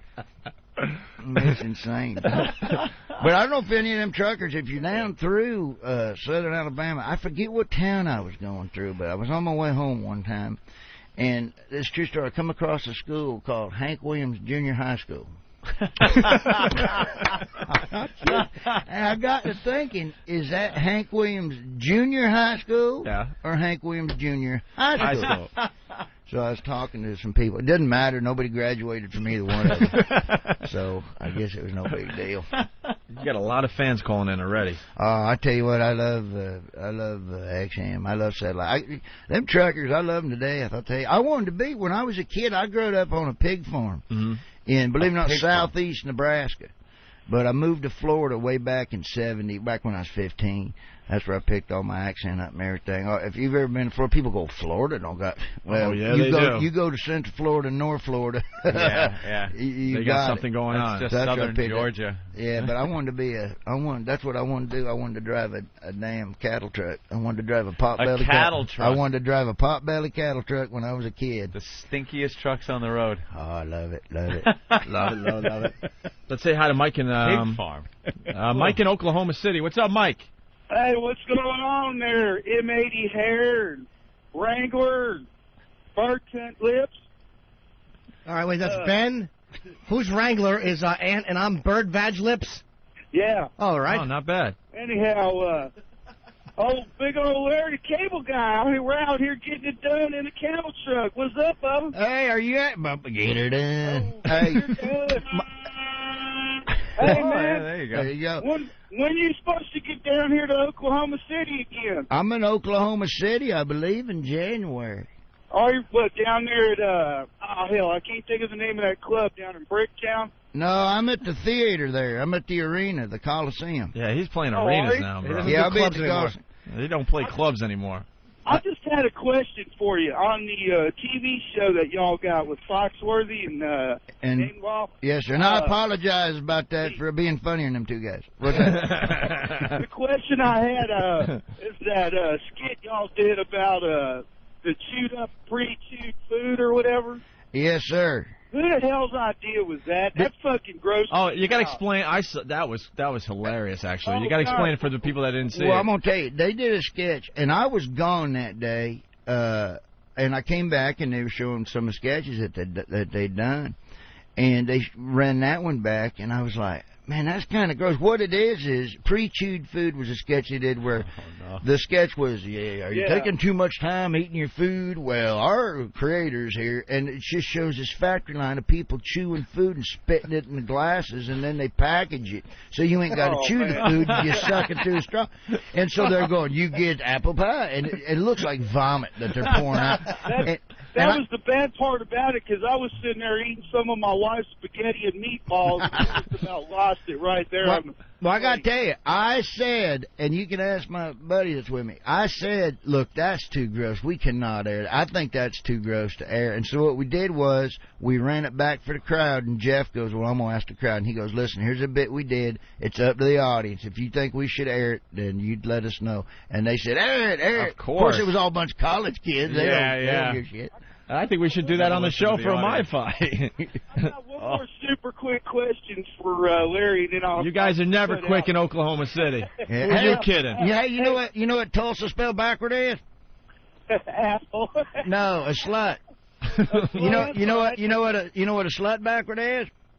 $100. Hey, Larry, you know what noodling is, right? Noodling? Yeah. Yes, sir. What is it? Okay. Explain it to them guys. I'm out. You guys have a good day. All right, thank you. What is that? Well, from what I understand, noodling, I think isn't noodling sticking your tongue in the butthole or something?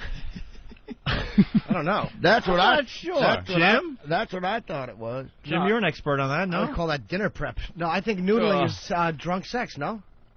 I don't know. See, I've never heard the term. I never did either. See, now I thought that was tossing salads, but somebody, I've heard the tossing the salad. Somebody told me it was noodling. I don't know. There's different terms for different things all across the country, but that's what I heard it was. I'm probably dead wrong on that. But. All right. Eating ass. Tim in Jersey. Tim, what's up? Hey, what's going on? We're hanging with Larry the Cable Guy. He's doing the Foxworthy roast tonight. Yep. Oh, excellent. Hammerstein Ballroom. Larry, can you do a couple analogies? I heard them the other day, and I was laughing my balls off. Oh, yeah, sure. I was more frustrated than a pervert with palsy trying to draw a vagina on an Etch-a-Sketch. Madder than Jesse Jackson at the airport having to answer the white courtesy phone. tripping and stumbling like Ray Charles walking through a pumpkin patch. I was going down like Barney Frank in a cheap motel. I like that. Madder than a legless Ethiopian watching a donut roll down a hill.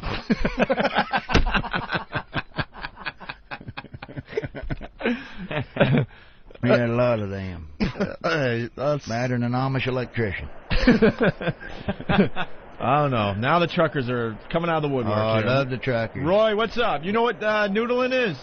Yeah, it's where you go catfishing with your hands. You catch them with your hands. Oh, see, I thought he was being dirty. See, that, well, we used to go to Nemaha River, and we used to go down there and punch them. You go down there and those big catfish. Now, tell me if you've heard of this. What's his name? Roy. Roy. Yeah. Now that's when you go down in the river and you punch your hand in the catfish mouth and bring up the catfish. Is that not noodling? I don't know if it's legal or not. I guess in some places it's not legal, but it doesn't matter if it's legal. Is that what noodling is? Where you punch the catfish? Yeah, that's what noodling is. Yeah. It really is? Yeah, they build these boxes and sink them down in the river, and I guess the catfish is laying in them boxes and wait for food to come to them. Well, then these guys go back to those boxes, stick their hand in there, and catch catfish. Yeah, but that we just called that punching catfish. Just punching catfish. See, I had heard that noodling was licking some girl's butt. That's what I heard it was. Do a little noodling and then go out and punch some catfish. Maybe it's licking a catfish's butt. I was going to say that's a lot different than licking ass. I got both of them mixed up. Yeah, that's a lot different than licking ass. Playing with an ass, punching a catfish, it doesn't matter. Your fingers smell the same. They really do. Either way, it looks like you got out of the WNBA locker room. Oh, good Lord. We just had some trouble here recently. My neighbor come over. He's all upset. Apparently, his nephew just got kicked out of school down there in Florida for having sex with his 10th grade teacher. Uh-huh. And the funny part is he's homeschooled. So we were all upset about it. A little upset about that. Huh? Vanilla Thunder from Philly. What's up, Vanilla Thunder? What's up, man? For a MiFi, I'd go to a Larry the Cable Guy concert in blackface. Oh, that would be a little rough. Yeah. What do you want to do that for? All right. Man. Is it all rednecks at your Hell shows, no. Larry? You know what? That's a misconception. That's why I'm asking. There are all kinds of, and I'm gonna tell you what, the black crowds. Yeah.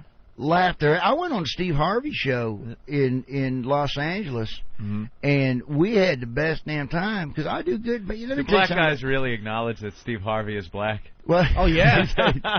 Well, let me tell you something. I have, and it's and I have all different kinds of crowds that come to my show, and just because I talk this way, don't mean it's just all rednecks coming to my show. I mean, it's everybody, and I tell everybody the worst crowds to perform for, and Jim Norton will tell you this too.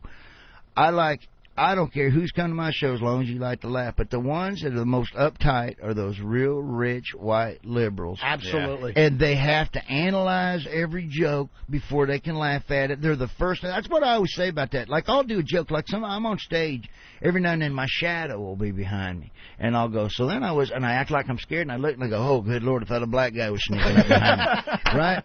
And people laugh. And you know what? And I do that because the black crowd loves that. I think it's the funniest damn thing they ever heard. But you look at these uptight white people, they have to look around to see who's laughing at it. And they just piss me off. And those are the same people that'll come up to you, that was a racist joke. And then they'll get in a car and they're the first one to lock their door when they go down a bad part of town. Absolutely. You know what I mean? So well, they have some sense. Yeah. It's ridiculous. They're afraid that laughing is like a win, because they really are real condescending, paternalist, racist, and they're afraid that by laughing, that's an acknowledgement of like, oh yeah, I really do feel that way. Yeah, it's insane. It's insane. But no, I love all my crowds. Whoever comes to see my show, they're just gonna laugh, and we're all gonna have a good time and forget about it. Early on, it must have been a lot of just rednecks in small clubs, though.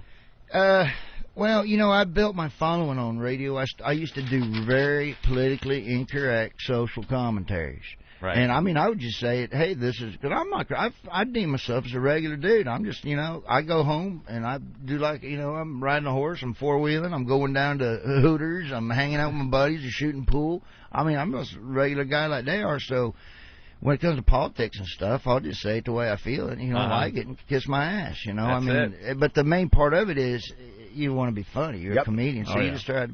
It's like when I tell everybody, it's like Bill Hicks was a buddy of mine. He's my favorite, by the way. He used to date my ex-manager, Colleen, and.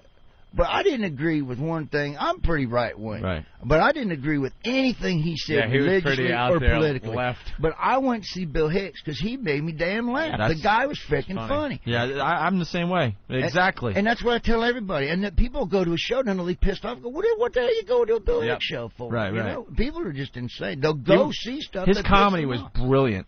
Absolutely brilliant. Oh yeah, he was insanely funny. He would take his time on that stage, and there would be silence because people were just listening. Yeah, there's you guys know when you do a comedy show, there's a lot of uptight people in the audience. They need a laugh every 2 minutes. Yeah, people gotta realize they're at a comedy club, you know, and that's the one place you can go set aside all your problems and have a good time. But yeah, them politically uptight white crowd piss me off. But the majority of them are real good. Audiences seem to think now, and this is the part of the problem, that they're part of the creative process, and they have to agree with your ideology to laugh at it. And it makes you want to bite somebody's face. Like, I don't agree with anything Paul Mooney says, but I'll still laugh watching him because he's a good comic. Man, he's the biggest racist. But fine, let him be. As long as he's funny, I don't care. You know what I mean? I'm with you. Remember, we interviewed Paul Mooney, man. I thought we were going to get killed. There's some people, I get pissed off that I am laughing because it's like, God, I hate what this guy's saying, but it's funny. It's so funny that I can't stand him. That's alternative comics. This is the problem with alternative comics. They don't have the gift necessary to make their political opinions funny, so they're like, well, we're just doing something different because they're not talented enough to make it. Look at how funny is Mark Maron. I don't agree with anything he says, but he's a funny guy. He's a good comic. Are you talking about Janine Garofalo, too? Oh, she's terrific. That's exactly what I was thinking. Oh, she's super. As soon as he said that, I'm like, he's talking about Janine Garofalo. Oh, no, she's super. Man. With her stupid notebook, making believe she's just trying out material. Dude, you don't get it. The movie Roots is funnier than her. The movie, you mean? That was funny. You should never let the black girl turn around when she gets your water for you.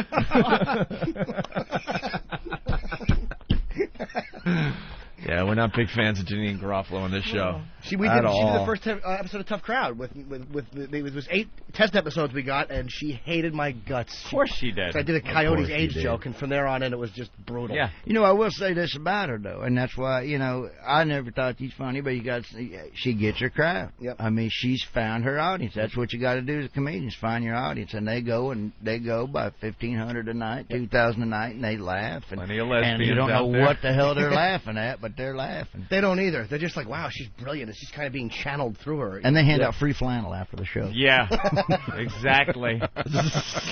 Not one dick in that audience. And a free haircut. Tim in Wisconsin, another trucker. What's up, Tim? Hey, not bad. How's it going, O&A? We're hanging with Larry the Cable Guy. Larry! Yes, sir. Hey, get her done. Get her done. Hey, what I want to know is, was your wife from Birchwood or Exlin? No, it's not my wife. It's my girlfriend. She was actually from a little town called Spooner. Oh, yeah. You know where that is? The Spooner Rails. Yeah, Spooner. That's where she... Yeah, the Rails. I think her grandpa owns the whole town. Oh, yeah. Yeah, that was... It's like a foreign language when these two are talking. Well, have you ever been to Spooner? Hell no. Well, you can't take enough film for that trip. I tell you what, though, Wisconsin is one of the most beautiful states in the country if you ever get a chance to go up there. I don't think I will. I don't think I'll ever get the chance. Oh, it's nice. Colder than a witch's tit, though, this morning up here. Yeah? 9 degrees we got right now. Hey, Ben, why don't you run over there and open all the bathroom windows there in Wisconsin? There you have it. All right, freak. And those witches' tits, they get real. Yeah. I was just grab one. Yeah, what does that mean? No, but they've been saying it for years. I know, but what does it mean? I've never even seen a witch's tit. To tell. I remember we went up there. I got a rent-a-car up there in Wisconsin. And by the way, if you ever get a rent-a-car and you want to cheat on the mileage, don't use whiteout. They figured that out. They got that shit figured out. But I got one of those rent-a-cars that had a voice. I don't know if you've ever seen this, Jim, if you get rent-a-cars, but it had a voice-activated radio, one of those new radios. Like if you want to hear country music, you just sit there and you go, country music. And it'll come on, and then you go like rock and roll, and it'll come on. So I wanted to hear some country music, and I was about to say country. Some lady cut me off leaving the parking lot, and I yelled out the window, "You stupid bitch!" You know, because I was pissed. And I said, "Stupid bitch," and Dr. Laura come on the radio. I had to listen to Dr. Laura all the way down to Spooner. Spooner. Unbelievable. Go and take on the day. She really should be killed in a boating accident. That self-righteous whore.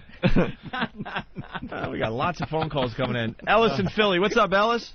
Yo, man, this is the best guest you guys have had on ever. Yeah, he's great, man. It's the only guest we've had on lately. No offense to Larry the Cable Guy, but let's be honest here. It's not like the guests are pounding down the door to come on the new Opie and Anthony show yet.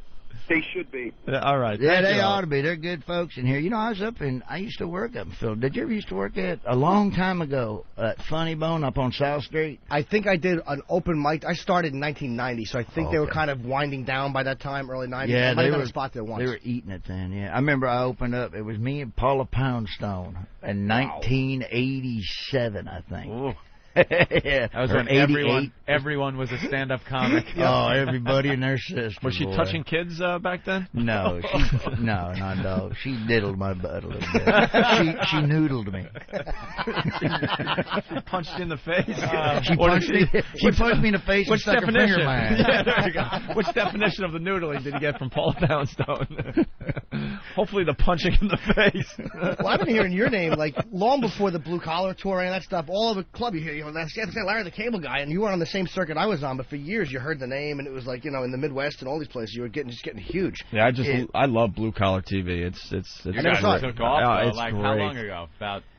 Because it really just took off. Yeah, well, we did that movie about 3 years ago, yeah. 2 years ago, 2.5 years ago, but we had been touring with it for 3 years. No kidding. And, you know, it's just... arenas, right? Yeah, we did arenas, and it's a credit to the fans, because the fans just want to come out and laugh and have a good time, and I think that's the thing they could do with us, because none of us cared about the PC stuff. We wanted to do what we thought was funny, right? And we wanted to do stuff that everyday people come across, you know. And it was 4 different styles. You had Foxworthy, you had Engvall, you had me, and you had Ron White, and all 4 of us are completely different. So you had something for everybody. So it was real good. Yeah. But the thing I liked about it was, of course, all the New York and L.A. critics, you know, if you don't have a gay character, you don't have this, or you don't have that, you're not a good show. Yep. Of course, Blue Collar TV, you know, we're just doing what we do. Of course, they all trashed it. Then the ratings came back through the roof. Bravo. And so then you don't hear nothing from the critics anymore. Of course not. Of course not. A lot of calls from PA today. Rich, what's up? What's up, man? I just want to see if Sensei, if he searched the Cable Guy. Oh, Master Poe? Did Master Poe search you? Oh, are you carrying? No, hell no, I ain't. I left it in the cab. Yeah, Master Poe's our, I don't know, what is he? He's security. He's an assassin, basically. Well, he come up, he goes, "Will you fill this out for me, please?" I'm like, "Well, what the hell? Address, ID number, social security number, take a picture." Do you know who Noodle Master Poe, do you know who he is? Yes, I do. He's the biggest star we're going to ever get. Yes, I threw him up against the wall, though. I'm sorry. Did you make him fill out 30 minutes of paperwork like everyone else? No. You treat him different than the sluts that come in here, right? Absolutely. He made me French kiss him. Now, what is that? I couldn't figure that part of it out. That's kind of a game. That's lucky. That's called lucky. Yeah, especially that thing that you're chewing. I don't know if I could handle that. I always got to have a dip in the morning. You don't know what dip's all about there, Master Poe? No, I don't You don't dip? in that. No. You like the dip there, right? Larry? Yeah, I do enjoy a good dip. Yeah. I tried to quit, but I can't. I started doing it a long time ago, and but then I quit there for a while, and then I started gaining weight, and I said, you know what, I'm gonna start dipping so I don't get fat, and then I started still eating, so now I'm gonna be fat with no teeth. That was a real good decision on my part. Pretty soon I'll have a gay guy. You want to blend in with your audience. Pretty soon I'll have a gay guys looking at me going, you know, maybe we should just be friends. You know. Hey, you been to Hooters lately? We're not big I've been Hooters. there in a while. Yeah, we're not big Hooters We used to fans. go a couple We'll tell you years why. ago. We think they got to like get new outfits. They're still wearing the 80s shorts. The orange 80s shorts. And they're getting shorter. I went in there and I was like, man, if these shorts get any shorter, the FDA's going to start making these girls wear hair nets. I mean, it's not sanitary. I was leaving. She goes, how was everything? I was, everything. Everything was good. What the hell? I'm not a big fan of Hooters anymore. I went through the Hooters stage. Well, they're suing. What's that? Wing House? The Wing House in Florida opened up. Yeah. And they're competing with the Hooters called Wing House. Mm-hmm. Oh, that's pretty good. They got what do they got? Girls in it's better just the little same outfits. as Hooters, but they got different. The girls are skankier, right? Different costumes. Yeah. That's what you need. Probably get the hot, the hot outfits. I hate the shorts they wear in Hooters. They're like the old roller boogie movie from the 70s. They'll get the. And then they're not really showing their legs. That's whatever, right? They wear those stockings that are like burlap. But awful. I like it, Wing House. You can actually get a blowjob and a macaroni salad. It's on the menu. That's great. I can say macaroni salad on the radio. You never used to be able to say macaroni salad. You figured out this satellite radio. Hey, this is Larry the Cable Guy, and you're listening to the worst of Opie and Anthony. The virus is now free. Yeah, sure. I know the Opie and Anthony theme song. 1, 2, 3. Opie. Dun, dun, dun, dun. Anthony. Dun, dun, dun, dun, dun, dun, dun, dun.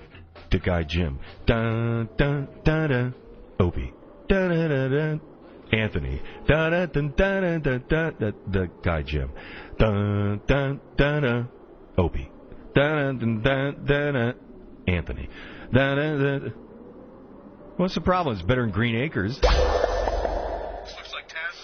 Let's go already. Celebrating the first free week of O&A. I've heard worse. Something tells me it's not true. Opie and Anthony Interlocular. The legendary Black Earl from the O&A virus. He's not only Black Earl because he's black, but because he... I wear all black all the time. Why's that? I like the color. No other reason. I like the color. Let me see your underwear. There, here it is. See? Look. Okay. Yeah. And Black Earl is black all the way around. Black Earl, what originally drew you to Opie and Anthony? Funny. Just plain funny, and they were different, and they were new guys, and we always welcome new guys, and it was just something different. It was just such a vibe thing. It was like, these guys they're going to bring something to the table that we've never seen before, and probably will never see again. Especially if they get fired again. Yeah, especially if they get fired again. So, you're the sales guy for Opie and Anthony. You need to sell the rest of the XM Nation on the O&A virus. Everybody who's never heard of them or haven't heard them yet on XM, go ahead. If you want unfiltered, uncensored, brilliant comedy, brilliant commentary, debauchery, this is the show. And again, unfiltered, and to paraphrase another show, no spin, no nonsense. It's what it is, and it's the truth. O&A is the truth. For everyone who has XM and has not listened to Opie and Anthony, this is a unique and wonderful opportunity to hear a fabulous show. It's different, it's edgy, it's informative, it's funny. It'll probably make you barf on more than one occasion, but it's just something special, and XM listeners are going to be in for something that's truly amazing. We got it all on tape, big guy. Now, back to the worst of Opie and Anthony. Audio newsreel. I'm going to make so much money off these assholes. Highly underpaid.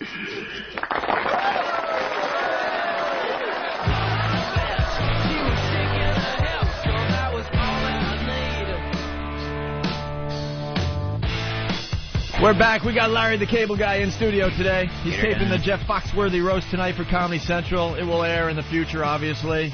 Don't forget about Blue Collar TV on the WB Friday nights, right? 9:30? 9:30 Friday nights, repeated on Comedy Central Monday nights at 10. It's a great show if you haven't checked it out yet. The Blue Collar Comedy Tour rides again. That comes out on DVD December 7th. Nice. Yeah, good Christmas present. Just in time for Christmas. And really fast, you were talking about the Wing House. It looks just like Hooters with a different logo. Oh, it's the same thing. That is great, but the girls are really, really, It's like really they hot. like hire supermodels in that place. You think these girls are actually serving the wings? Come on now. Are they? Yeah, there's some. Maybe good once a month they're doing it just so they could. There's some good looking Wow, ones. she is a good one. Yeah, they're like supermodels. But I still like Hooters, so who am I to say? All right. And I went to the bathroom and I think I missed a couple good stories because I walk in, Ant's going, oh my God, wow, what? Oh, well, Larry's on the road all the time, so he does a lot of radio. And kind of did radio for years, I guess. Yeah, I started doing radio in 1991. And you know Ron from Ron and Ron, and now I started Ron and Fez. I started with Ron and Ron. Yeah, they're good. They're good folks. Yeah, they're good friends of ours. Yeah, Ron and Fez now. The Ron and Fez version is really, really funny but too. Talking about some people that just don't get it in radio. Yeah. How about just about everyone? Well, I called this guy the other day doing an interview on some country station. I don't remember where it was at, Indiana or something. Yeah. And I love doing my call-ins, but every now and then you'll get one guy that's king of the small town. But he came on and he goes, 99 Froggy, and he had that voice, and he's like, but everything was a frog reference. Everything.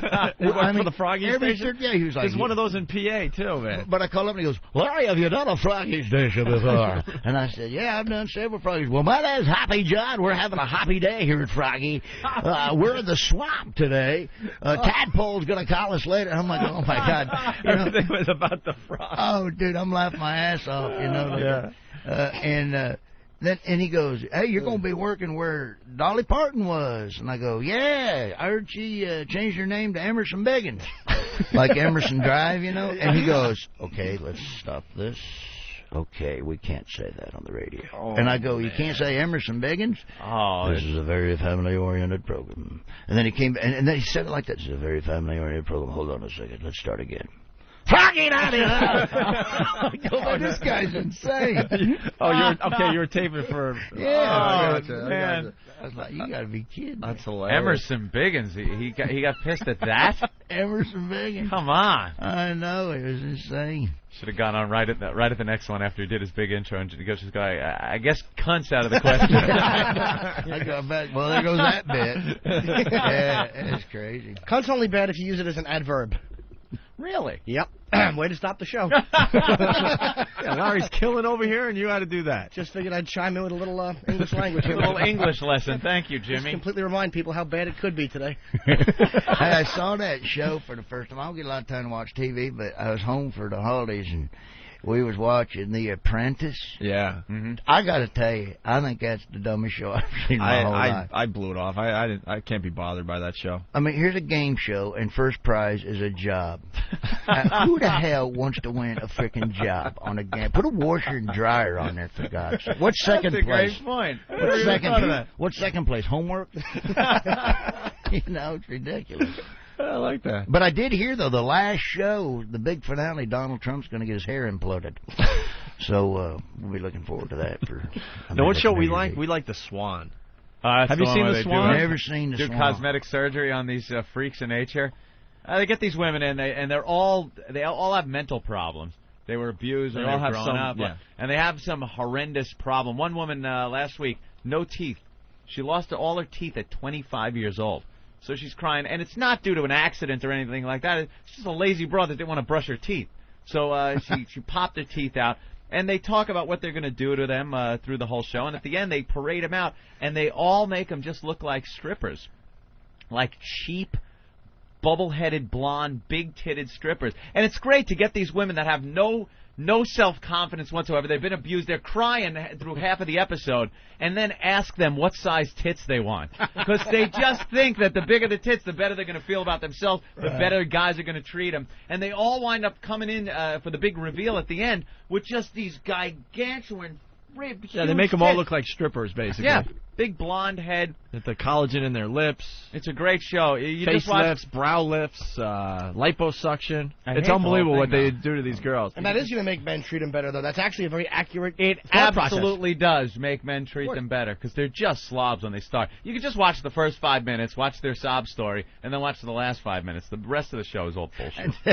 And my sister-in-law is cancer, and I lost my third child. I need some tits. It'll just make things so much better. That's exactly it. That's exactly the show. I'm getting a divorce. My brother lost 7 pounds in 7 minutes. 7 pounds in 7 minutes. Right. He flossed his teeth. Bada bing. Yeah, we need a drum. That's what's getting me on the big shows, Norton. That's it. Cunt is an adverb. Back after this, folks. Yeah, you got to be a little smarter with your comedy, like Larry the Cable Guy. Yeah, right. That's real heady right there. And what's the cable guy story? Oh, when I first started doing call-ins, I was doing a cable installer on stage. And my buddy Ron said, man, that's funny. You got to call the morning show, and you got to do that. I mean, that's funny. We need some characters on there. And I said, all right, I'll give you a holler. But I can't. What am I just going to call up and start bitching about politics? I got to have a reason to call up. And, well, I guess they were waiting on the cable guy to call for a couple of days, and he never did. So since I was doing a cable installer, I just called up as a cable guy. And the name, people were just like, man, that was funny. Of course, they called me. They said, who's this? And I said, it's Larry. And they said, Larry. Yeah, the cable guy. And they, we've been waiting on you. And so then we riffed into some bits. And people were like, man, that's funny, that Larry the cable guy. Was that a real guy, or is that... Of course, we told everybody it was a real guy that called. Yeah. And it just kind of stuck, and I just started being known as Larry the Cable Guy, and then I started getting on more stations, and so I just toured as Larry the Cable Guy. Then you can't change it after so right. much time Well, goes people by. Know you by it. Yeah, people know me by that. Well, that's now, my problem. Opie, I hate the name, but he's got to go around stuck Opie with it now forever. Yeah, hey, I got it when I was 12. If it works, it worked for a couple of years to get. I don't know. I don't know Opie's what a great nickname for a kid. Right. It's not a radio name. It's not a radio name. Right. It was a stupid name I got when I was 12. I'm stuck with it, and I truly wanted to change my name for the radio, but now we've been doing this for 10 years. I can't. Well, yeah, you're both millionaires, so your nicknames are working out very nicely. There ain't nothing wrong. They could call me Jim the Tommy Morrison's blood sample. Hey, a little more clever. See, I didn't go with the Arthur Ashe or Magic Johnson. People would recognize you as that. Hey, let's go see the blood sample. He's down here. Yeah, you call like hundreds of stations. I was up to 20. I think there was a time we were trying to get you when we were up in Boston, but it just didn't work out because you were calling. It was ridiculous. Yeah, I was up to 20. Every morning you just wake up and just one after another, right? Yes, sir. Yeah. 6 to 11 every morning, but it was job. fun. I enjoyed it. It was a good time. Met a lot of nice people. And yeah. But you'd set these up like a week in advance, right? No, you had boom, these Tuesday, these Wednesday. I knew who I was going to call, what times I was going to call. But all the stations I called, the majority of them, just great guys. I mean, we all got along, and so it was fun. It was more fun than it was. There was never really a station you'd call and go, man, I hate calling these freaking morons. Right. Yeah. So it was all real good. They were good to me. Of them. Yeah. Oof. What about you doing the Foxworthy roast? Yeah, we're doing the roast on it. That ought to be pretty fun, because I'm kind of like. What are you going to bash him about? Anything? Or? Yeah, give us a little preview. No, give us one, two. I think I say one thing in there where I go, Jeff Foxworthy's show. He was once called the worst actor ever in a sitcom, and that was at the same time that the retard Corky from Life Goes On was out. And I go, you're really bad if you're not even better than crippled actors. Yeah, that's good. That's funny. Christopher Reeve was watching his show and actually got up and turned it down. I'll probably get shit on that, but it's funny. Screw it. Go with it. Are you kidding? There's a good lineup tonight, too. It's you. It's all the guys from the Blue Collar Tour? Yeah, it's me, Bill, Ron. It's going to be Nick DiPaolo, who's my favorite comedian of all time. Angry Nick. Nick's great. And then, DeCastro. Colin, I think. And Colin's in there. And Dennis Leary. Okay. So there's a few of them in there. Hell yeah. You got some ringers. We're supposed to go to that. Well, we can't go out anymore. But we can't go out. It's goddamn morning radio. We have to get up at 4. Yeah, you got to go to bed at 7. That's by 6:30. I try to stretch it to 8, but you're kind of right. Like, oh boy, yeah, it's just about bedtime. Are the tickets available for that tonight, or is it sold out? I think it's sold out tonight. I'm not sure, but I'm pretty sure it is. Yeah, they got looked like all them tables had name places on them, so I think they pretty much sold out. All right, Larry in Texas. What's up, Larry? Not too much, man. Good morning, O&A. How are you? Sweetie? Hi, mister. I just got a quick question, or actually 2 of them. One, real quick, what is a roast? I'm not too familiar with the comedian language. So it's where you stick your tongue up somebody's ass. And then you put your fist in a catfish. Oh, shit. All right, second question. Larry. No, a roast is where you just, whoever the celebrity's getting roasted, you just kill them. You just go up and you just tell jokes about them. That's basically it. It's like the old, you ever see old Dean Martin roast or the old Milton Berle roast? Oh, yeah. It's just like that. And they're pretty vicious, too, a lot of them. They get vicious. Because it's all comedians shitting on each other, and comedians are vicious to each other. So roasts are very funny. You'll probably hear the word cock somewhere. Yeah. Okay. Second question. Larry the Cable Guy and for Jimmy Norton. Are y'all going to be doing any shows down in the Houston area in the near future? Oh, my God. Well, I'm at the Houston Improv. I'm a truck driver, and the only time I can really get to places to see you guys is when I'm at home. I'm at the Houston Improv in January, and I think Larry will be doing the Astrodome sometime right after that. That's going to be kind of hard. Actually, I'm taping my new live album January 14th and 15th at the Verizon Wireless Theater down there. Is that in Houston? In Houston. If you tell me that's when I'm in Houston and I have to compete with him, I'm going to fucking smash my agent right in the mouth. And look at Norton. He's checking right now. He's not even going to wait for the commercial break. All right. Thank you, Larry. Appreciate you, Larry. Hey. All right. Hey, Angel Eyes. Not going to get him, bro. No, I might be there in February. Real quick. When you go to Houston, where are you going to be appearing at? Last week. What's that? When you go to Houston, where are you going to be on stage at? Last week of January, I'm in, I believe, the Houston Improv. Oh, the Houston Improv? Yes. Can we talk about Houston comedy clubs a little more, please? No, I was just... See what I said? Hold on, what's that, sir? The truckers love to talk. Go ahead, Larry. No, it's not that I would love to talk. It's just I'm trying to get information so I can take my girl there to well, Norton's got a... Larry. Oh, my God. Norton's got a website. Trucker Time's Up. All right, Trucker Time's Up. That's the alarm. Eatabullet.com, sir. That's my website. You can go. But, yeah, I'll be there, thank God, 2 weeks after Larry. All right. You driving a crank truck? I don't know what the hell was going on there. They love the crystal meth, they love to talk, and they love killing hookers and throwing them on the side of the road. That's pretty much the trucker credo. Yeah, we're starting to learn about the truckers. That's about it, right? I love too the much. Truckers. God bless and the I keep saying lounge lizards. The lot lizards. Yeah, the lot lizards. Yeah, they have the lot lizards. The chicks, the scabby chicks that walk around the truck stops. Yeah, and have sex with the guys. There's a few of them down there, but you don't want to touch them. No. It was funny. One time I was leaving this is about 4 years ago. I'm leaving a show I did in Jacksonville, and I'm driving my truck. I got a big old Dodge on a 12-inch with 38 1540 Mickeys on it. So I'm driving. I got my CB in there. I'm driving down, and one trucker told a joke to another trucker. So I got on there and I did a joke and they laughed, and I did another joke and they laughed. I did like 5 minutes of my routine, and all of a sudden there's one truck goes, "Come on, keep it coming, boy." And the other one goes, "Yeah, come on, let's hear some more." So the whole way home, man, I did my act the whole way home on the damn CB. CB. Oh, they had no idea it was you. It was great. That's great. Do you know what these are? Oh, yeah. We're still trying to figure this crap out. Someone sent us these, and some people say it's pretty popular in the Midwest and South. Oh, plastic bull nuts. Yeah, you put them on your back of your truck there. See, he knows.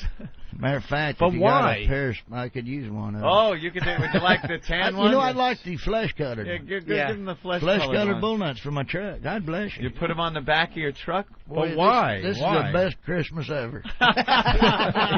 So happy. That's so your truck has balls. Now, I was down in Tulsa. We had a bull nut fry down in Tulsa. Really? Yeah, my best friend lives down there in South Now, Coffeyville. is there any reason to eat those? They are unbelievably good. Yeah, but you can't get out of your head what they are. You go to a bull nut fry, I'm telling you, will not eat anything better than bull nuts. Really? Oh, they taste better than a cheerleader on game day. These bull nuts. What do they taste like? Chicken? That's what everyone says. Yeah, kind of. Yeah. I mean, but they're just good. You put little sauces on. We them. almost did that on the show just to I've try seen it. people cook them. They slice them real thin and kind of. Yeah, you don't want to eat them in their natural form. Like an apple. Yeah, just a pair of nuts on a piece of bread. Pair of nuts on a piece of bread, by God. So fresh, the bull goes, ow. And you bite down on it. And the penis fingers are good, too. If you've ever had the penis fingers.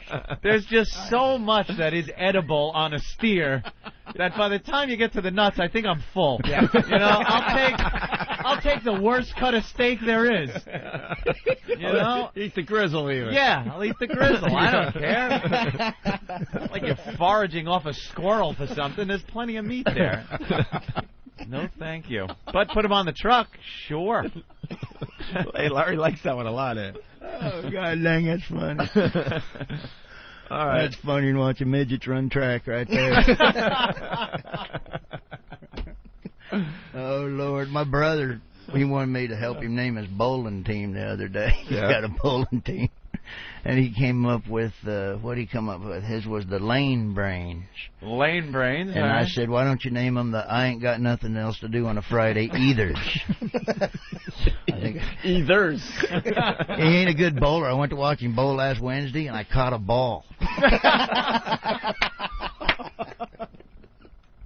Our own Steve did that. Steve threw one off the wall last time we played. Yeah. But he likes to drink a little bit. He likes his martinis. That's why we call him Martini Steve. Yeah. I don't drink anymore. I used to drink, but the neighbors got up a petition. And I don't care what they say. I still say them puppies don't look nothing like me. That was a rough night that night. Jimmy, you know what I'm talking about. Oh, yeah. All right, a couple more calls and we'll get you out of here. Dwayne from Nebraska, what's up? Huskers. Not much. What's going on, guys? Go Huskers. Yeah, that's what I was going to call you about. What do you think of those guys this year, huh? First losing season since 1961. I'm a big Nebraska Cornhusker fan, and I've never been alive when they've had a losing team. And 5 and 6. I know what you mean. I'm 28. Really? Always been going to a ball game or something like that. Yeah, that streak, the national streak ended. Nebraska's the only team. They had the streak 38 straight years going to bowl games, and they're not going this year for the first time. Didn't they one year, I'm not a college football fan, but didn't they one year have a big record and they were going for the win instead of just taking the tie and the guy dropped the 2-point conversion in the end zone? I think that's my only college football memories watching Look Nebraska at you. blow it. Right. A few years ago. That, you know what? And Tom Osborne did that, and I always we in Nebraska always give him credit for that, because a lot of those teams back when they were doing that, they would kick the extra point, because if you're the number one team in the country, you're not beat, you're the only undefeated team, you're going to win the national championship.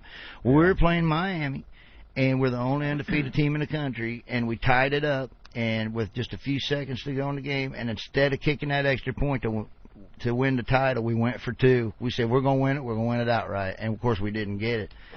But, Osborne had some nuts. And then I ate them on a sandwich.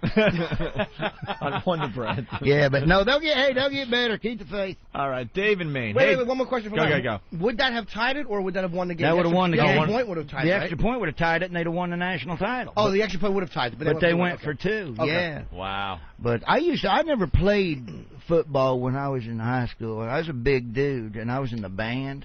And everybody called me a sissy little fag, you know. But I love the baton. I got to tell you, I've always been a fan of the little tights and the camel toes. Loved it. Dave in Maine. Hey, Dave. Hey, how you guys doing? We're hanging with Larry the Cable Guy. Hey, you guys rock. Hey, but I know you're having trouble saying lot, Lizard. You got so 80s. You got to be politically correct now. They are sleeper creepers. Sleeper creepers. Okay. That's right. We're still learning. We're learning every day about you guys. So. All right. Well, you guys rock. All right. Thank you. Yeah, bye. This is service for everything. And John in Tulsa. What's up, John? Hey, what's going on, guys? You tell us. Hello. Hi. Yeah, I'm just going to tell you, you need to get him a bull dick chain to go along with those bull nuts you got. A bull dick chain? What the hell's that? Yeah. Now that I haven't seen. You never seen a bull dick cane? You Oh, buy 'em cane. all over Yeah. Texas. Oh, a cane! I I've thought seen you that. said a chain. No, I have seen the cane. It's actually they take the bull penis and they stretch it out and dry it out and make a cane out of it. A cane. Am I correct, sir? He's gone. Oh, yeah, that's what it is. And they stretch it out and make a cane out of it. Yeah. Bull dick chain. You need that? No. Hey, well, you don't want to look too uppity for the women. Yeah. You know, you don't want to do that. I mean, you want to make them think you got money, but that's a little overdoing it. That is over the top. That's over the top. I went to my Talladega this year. Yeah. And I got an up-close look at the Viagra car. Did you know Viagra car is the only car that has windshield wipers on the inside? I didn't know that, but when I was up there, I did. I don't get the racing either. I got a buddy of mine's an You don't get racing? I don't get it. Oh, man. My brother NASCAR's like gets the it. greatest sport of all time. My brother lived in Daytona for like 7-8 years. He gets it. He tries to explain to me. I don't get it. I watch for the crashes, which is the obvious thing to say, but that's why I watch. It's the greatest sport of all time. And I was pissed off when they fined Earnhardt for cussing. Yeah. It's NASCAR. I mean, that's Yeah. a political. You can't cuss in NASCAR. I mean, what nation? And he was cursing on the radio as he's racing, right? Yeah, it's like, man, what nation? You can't cuss in the pool, or you can't pee in the pool during synchronized swimming? You know, I mean, it's ridiculous. What did he say? Shit. Oh, okay. But he won. He was all excited, and he didn't mean to do it. And, of course, they fined him, you know. Ah. It's crazy. I always thought that State Free Mini Pads ought to do NASCAR just for the announcing. It's a beautiful summer's eve here. One lap in, we already got a red flag. The KY Jelly car has just accelerated and easily slipped into the number 2 hole. The Vagisil car has been itching and burning rubber all season out there, and is number 1 in the Busch standings. There's Jeff Gordon, the number 24 Strawberry Dew Chevy Monte Carlo. You don't see many of those sponsorships. You don't see them. No. How'd you get tickets to Tampon 200? Well, we pulled some strings. We got some seats. But, yeah, I'm a big NASCAR fan. Like a guy said to me one time, NASCAR ain't nothing but a bunch of mullet-headed rednecks drinking Busch beer all day watching cars go around in a circle. And I was like, you know what? It's a lot more than that, buddy. All right? We also got Budweiser. So he was way off. I used to watch years ago when it was like Earnhardt and who the hell else? Waltrip used to be every year just banging heads with each other, and that was entertaining. You know, I used to watch that, but then I kind of got out of it when a lot of the old timers retired. Yeah, I was died. always a Dick Trickle fan. Dick Trickle, yeah. He was my favorite. I always got a little chuckle when they had to say his name. Love Trickle. I always had a sticker on my truck that said "Racing makes my dick trickle." Yeah, he was all. But you know, he won one race, and he's from Wisconsin. He's from the La Crosse area. That's where my cousins live. So they got that grass, you know. And he got interviewed after the race, and now I know why they never did interviews with Dick Trickle. Oh, really? Here was this is basically the whole interview. Dick, you finally got you a NASCAR win. What do you think? Well, I tell you, you know, and my wife's over, and I go, I know he's coming around the side, you know. Dude, I'm not kidding. It was like that. I'd like to hear him and Ward Burton in a conversation one time. You know, hey, Ward, what are you doing? You know, Ward Burton, he's one of them guys who don't move his lips when he talks, you know. Very good. Yeah, I'm a big racing fan. Who's Ward Burton? Is he a racer? He's a race car driver. Yeah. Danny in Jersey. Hey. Hey guys, how you doing? Hi, fella. What's up, Jimmy? Hi. Hey, I wanted to say, you know what NASCAR stands for? What? Non-accepted sports centered around rednecks. Punch it out, Maverick. Kick your ass, son bitch. And I'll shove a milk bone down your throat and stick a hungry dog up your ass. What I do. Let's go to Chattanooga. Cooper. Chattanooga. What's up, guys? How are you? Not too bad. Hey, Larry Cable Guy, man. You got guy down there, you ever seen him with a coon dick toothpick? No, that I will say I do not know what a coon dick toothpick. Coon dick toothpick. I used to work with a guy from Lynchburg, and he carried that. He hooked it on the end of his keychain. It was a bone that's in a raccoon's dick, and I swear to God, this fucker picked his teeth with it. Oh, a raccoon. I misunderstood that. Yeah, they actually have bones in their penis, yeah. Not a big I've heard that. sausage toothpick. All right, Jimmy the Greek. Raccoons are bred, so their cocks can be used as canes. You know, they got a bone in their penis. They do. Jeepers. Well, that's a nice He's story. talking about the raccoons. That's a wonderful story. Fantastic. How about that? I was down in Texas not long ago, and they're having they can call up if I'm wrong, but they were trying to get rid of the phrase "Remember the Alamo." Really? Out of the Texas school. Isn't this ridiculous? Out of the Texas school system. And why? What was their reason? They said it's offensive to Mexicans. Remember the Alamo. And I'm thinking to myself, didn't they win that war? I think they kicked some ass there. Yeah. You would think the offensive phrase would be, remember the ass-kicking the Mexicans got after the Alamo would be the offensive phrase. You'd think they'd run around saying, remember the Alamo all the time. They kicked ass. That was the win. That's the first thing they won since they knocked Puerto Rico out of the Olympics in soccer 3 years ago.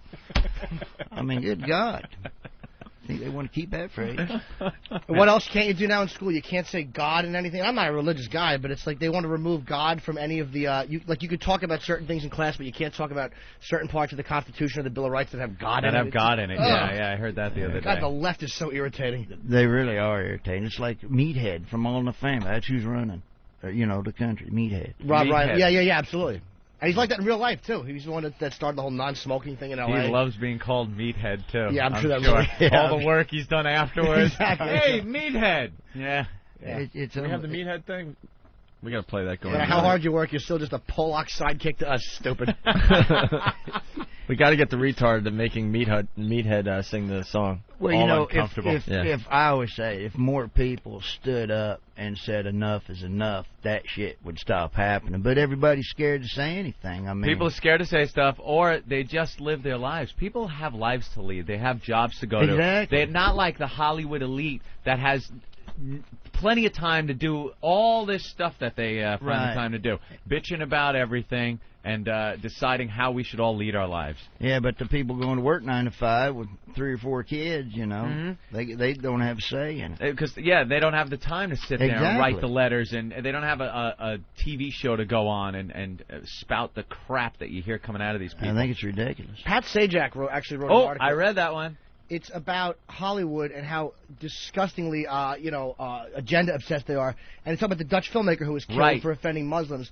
Can you imagine in this country if a filmmaker was killed over something he did on abortion? If an anti-abortion activist shot him and killed him, the outrage from Hollywood. But because it involves Islam, they don't say anything. And this is one of their own who was killed. And gonna shut up Pat Sajak, I can't believe I'm saying, and Pat Sajak was saying... Yeah, whenever you point him out as a poignant source. I know. I was disgusted to read it. I had to keep going to the top of the article going, Pat Sajak, the Wheel of Fortune guy? Because he was making complete sense. Right. And he was talking about that and how this guy, this filmmaker, was killed because he did a film about Muslims and how they treat their women. Abused them, yeah. And some guy, killed him and left a note, stabbed into his chest, slit the guy's throat. I mean, really worked him over. That guy was trying to send a message. You think so? Yeah. I don't want to read too much into it. What are you, a psychiatrist over there? You can figure these people out, can't you? But if it happened over abortion, you can bet every fucking liberal Hollywood filmmaker would be screaming about it in the press. But because it's Islam and they don't want to be seen like they're agreeing with George Bush on anything. That was the point he brought up. He goes, who wouldn't be outraged at this?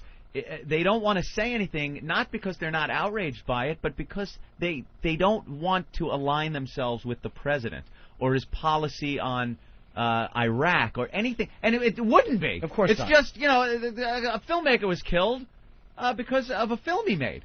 Let that outrage you. Don't be so scared that people are going to go, oh, you're knocking Islam and Muslims. You must be aligned with President Bush. No, but they are such pussies over there. Yeah, they totally are. And that's the thing. I mean, it's unbelievable.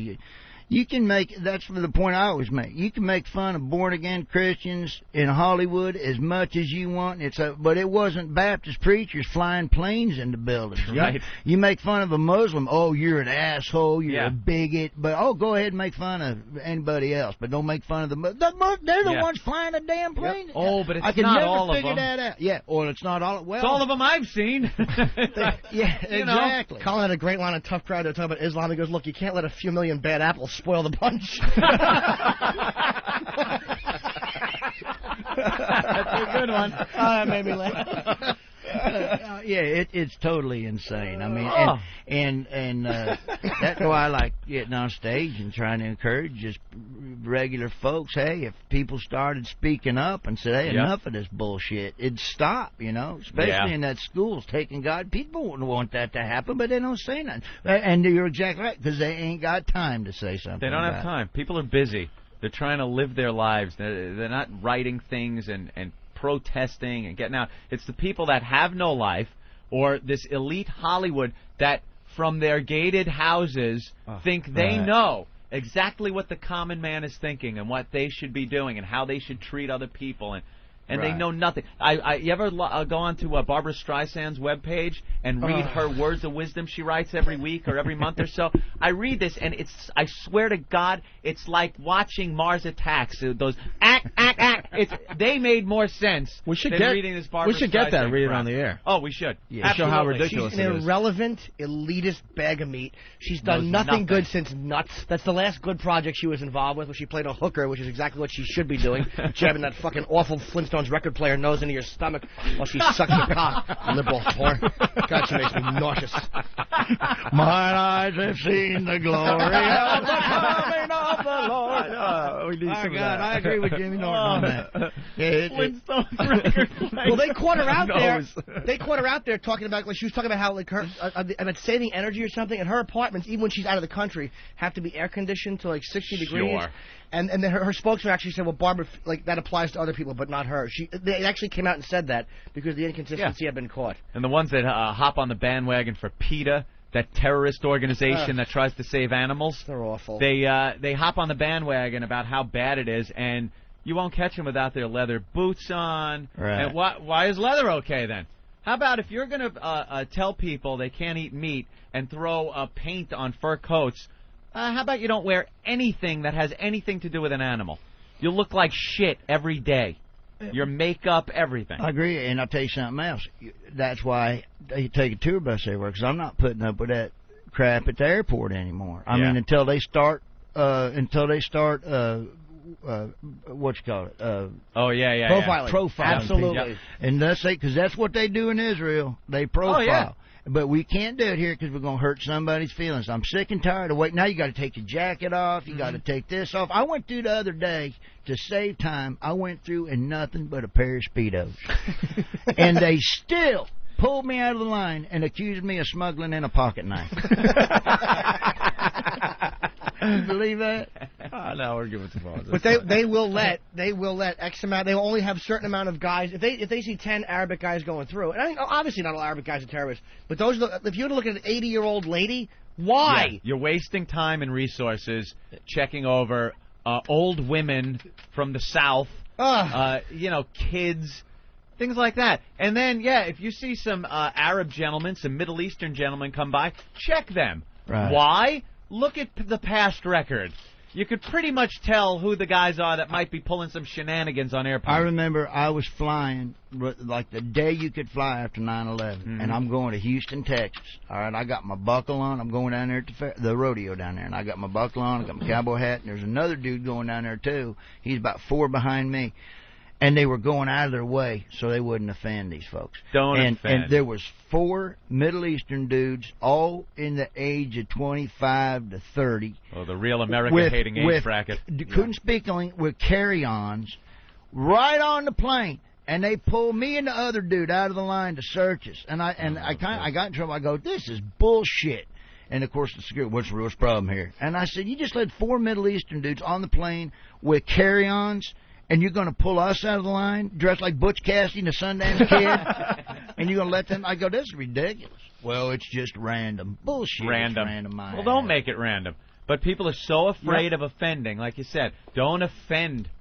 How about we start offending a little bit? When you're looking for mobsters, do you talk to Jews or blacks? No, you look for Italians. When you want the Westies, you look for Irish in Hell's Kitchen. It's like that's who you're looking for right now. Yeah. Sorry, we're not the ones that told you to fucking hijack planes. It's now called Clinton. Holy shit. Oh, yeah, it is actually much nicer. Well, no, they just don't like the name Hell's Kitchen anymore. I know. Well, I like doesn't help the real estate. Right. And it's only in America that they're having problems with Islam. I mean, it's not every other little corner of the world. You know, very peaceful everywhere else. Exactly. Not in India or, anywhere else. It's only 98% of every trouble ever happening in the world. It's them. Yeah, the Chechens, they're not Arab. It's the religion. It's violent. Sorry. Right. Sorry. Are they having problems at the North Pole yet? Have they reached there yet with their terrorism? It'll hit there sooner or later. Eskimos, them some bitches. You really unpack your heads, too. All right, we should get Larry out of here. You got things to do, Larry. Larry, thank you. Are you going to come so back? much. Did you have fun? I love y'all. I've heard about you for a long time and listened to you on XM. Yeah, we got a bad rap. It was nice to have. You know what?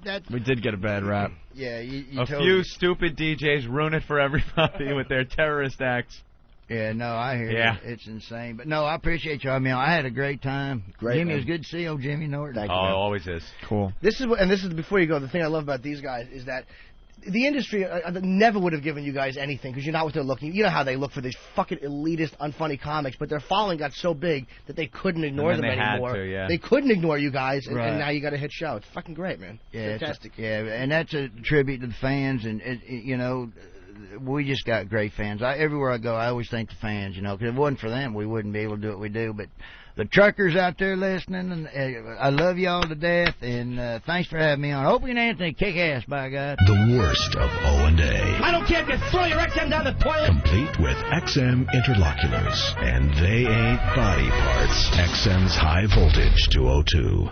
O&A. Opie and Anthony, interlocular. Wow. So, okay. XM Satellite Radio's Bruce Kelly here with another Opie and Anthony, interlocular. The worst of O&A. Jim, you've been on the show for the whole ride, up, down, all around. Well, since the NEW, not the entire time, but yeah, since here, yeah. Yeah. What's the difference in coming from a stage and having to adjust to FM and then coming back with total freedom of XM? It's the language freedom is great. You know, and there's less time to eat. That wraps it up. What's the difference in O&A 2000, O&A 2005? Wow. What's the difference? That's easier to do the show.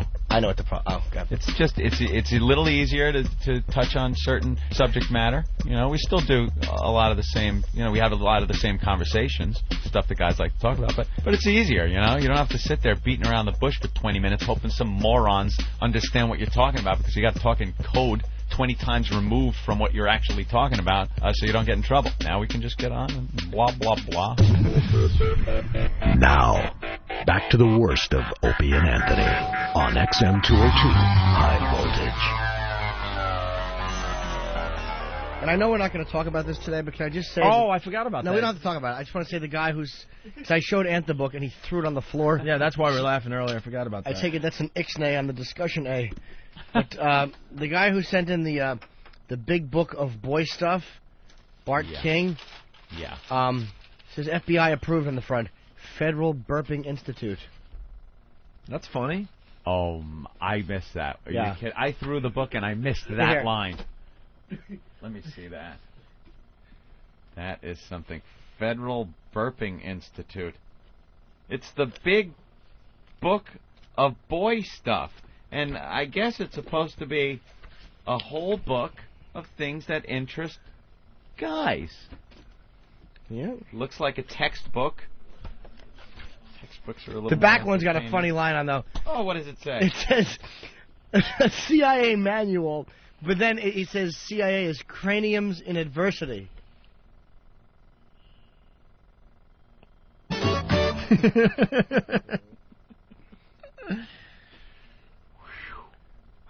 I'm trying to... I don't get it. I don't really get it either. I'm like... Smells good, the book, right? Smells like the first day of school.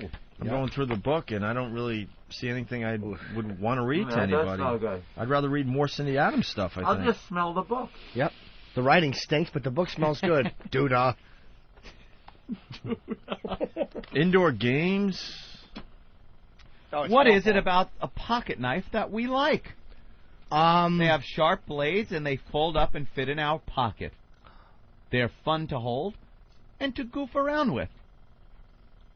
And, of course, the pocket tools like the Leatherman Pocket Survival Tool are also cool. Folding pocket knives were made 2,000 years ago for Roman soldiers. These old knives had folding blades and many attachments, including... What? Pooping and peeing, Anthony. Some people think that you should not poop in the woods because there are plenty of logs there already. Hello? Hello? Nevertheless, when you have to go, and nature calls a lot louder when you're out in it. A good rule of thumb for pooping and peeing is to take care of your business at least 100 feet from camp. Peeing. Here are the most important words you will ever read. Don't pee into the campfire. The smell will be awful and everyone will hate you. Pee where nobody will be disturbed by you, but don't get lost. Think of how embarrassing that would be if you got lost while going for a pee. It's as embarrassing as having your name as author of that book. And then he has a scenario. Father says, "How did you get lost, Timmy?" Timmy says, "I was going to take a pee, and the next thing I knew, I was lost." Father says, "Why didn't you let me go with you?" Timmy says, "'Cause the last time we did that, you raped me by a tree." Yeah.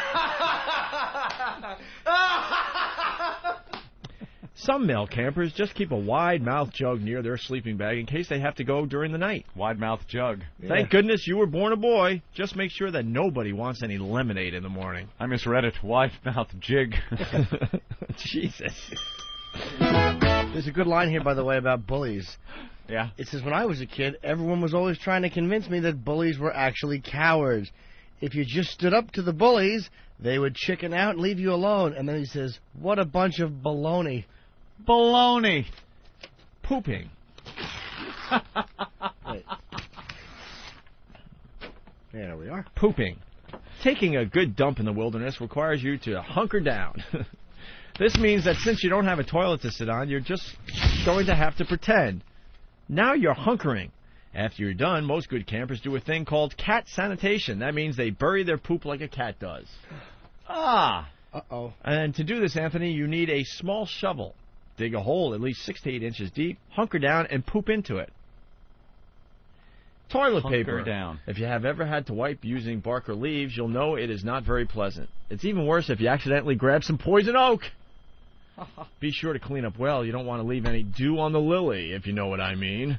This could lead to bacon strips in your underwear instead of in the frying pan where they belong. As for the toilet paper, be friendly to the environment. Either burn it or bring a zipper-locked baggie and pack it out with you. If you will be camping in the same spot for a while, just sprinkle some dirt over your poop so that others can use the spot. When you are done with your poop hole, cover it up completely and run away. Wait, Opie, there's a section in here. Gee, oh my God, he's gonna. No, what's the window? Oh.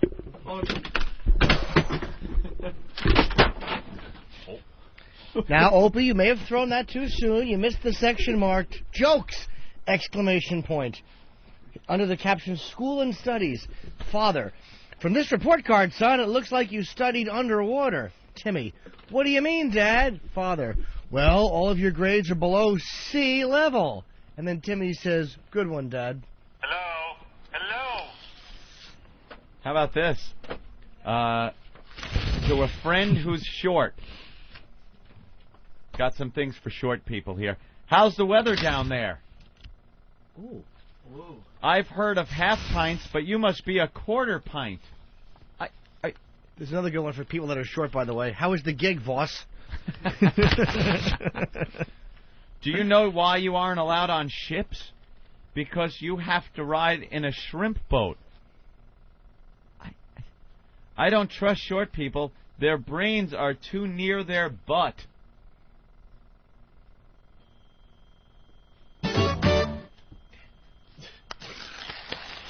All right, Anthony. We found out who brought this to the show. How many more copies do we have to destroy? That's it. You've got all 4 of them. Steve, who gave you this? Guy in Oregon.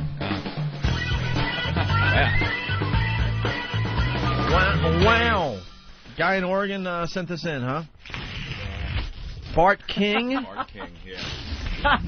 He's just ripping the whole book. Just keep ripping as I do. One page at a time. Anthony says, Dear Steve, here are some copies of the Big Book of Boy Stuff. If you're interested in specific things for the show, here's some I think that would work, basically. Oh, he wrote down a little list of things that'll work. So he likes his insults chapter, which is page 153 in your workbook, Wait, Anthony. hold on, do you still have page 153? You bet I do. Insults! Exclamation point. All right, it starts off by 153. Not there yet. Wait, hold on. I'm on page 140. Let's get to 153 quickly. Oh, there we are.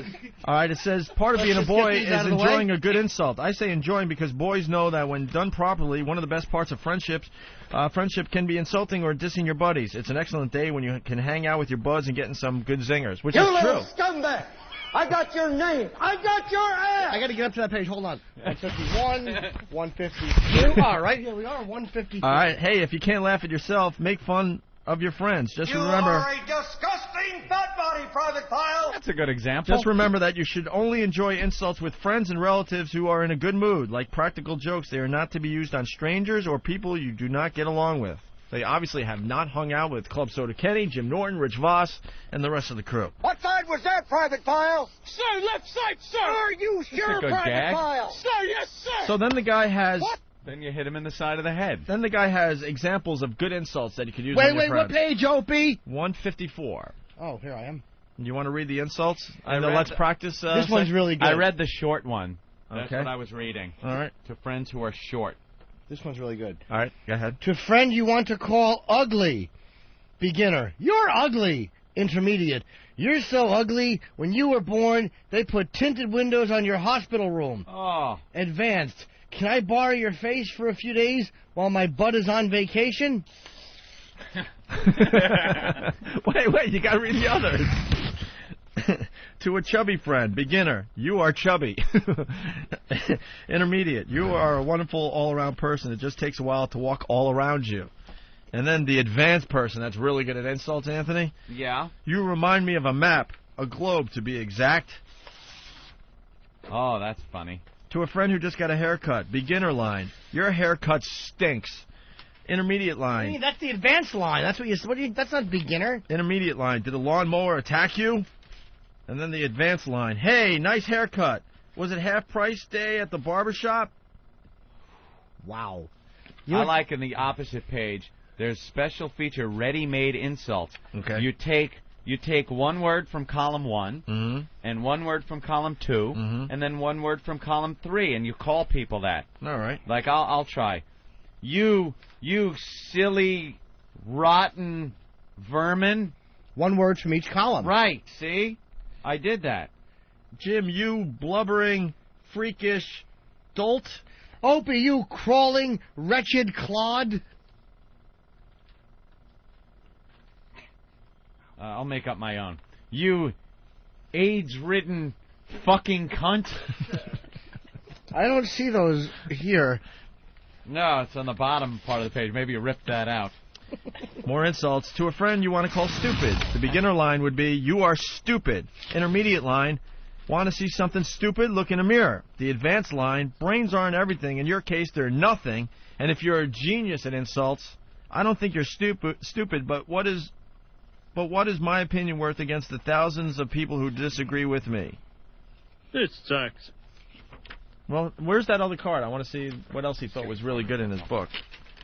This guy sure is good. Yeah. Making sounds. The cover's nice, though.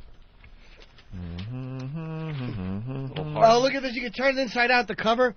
It's on the front. It's a pretty funny, wacky picture. But when you turn it inside out, it's like a composition notebook, like those black and white speckled covers. Oh, so you could have that, and it would look like a regular book. But your teacher would probably wonder, why are you reading that and laughing? See, and then if you take the cover off, the cover says physics. So you just have a physics book.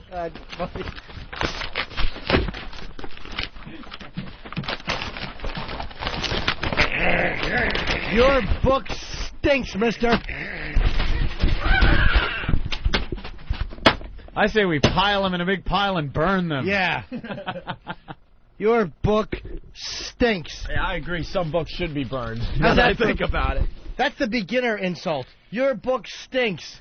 The intermediate insult is, hey, Steve, if you ever bring this horseshit to the show again, I'll rip your cock off and stick it in your ear. All right, did we get rid of all the copies? What? The author's on 10. Oh. Hello, Bart? Hey, guys. Have you been listening to the show today?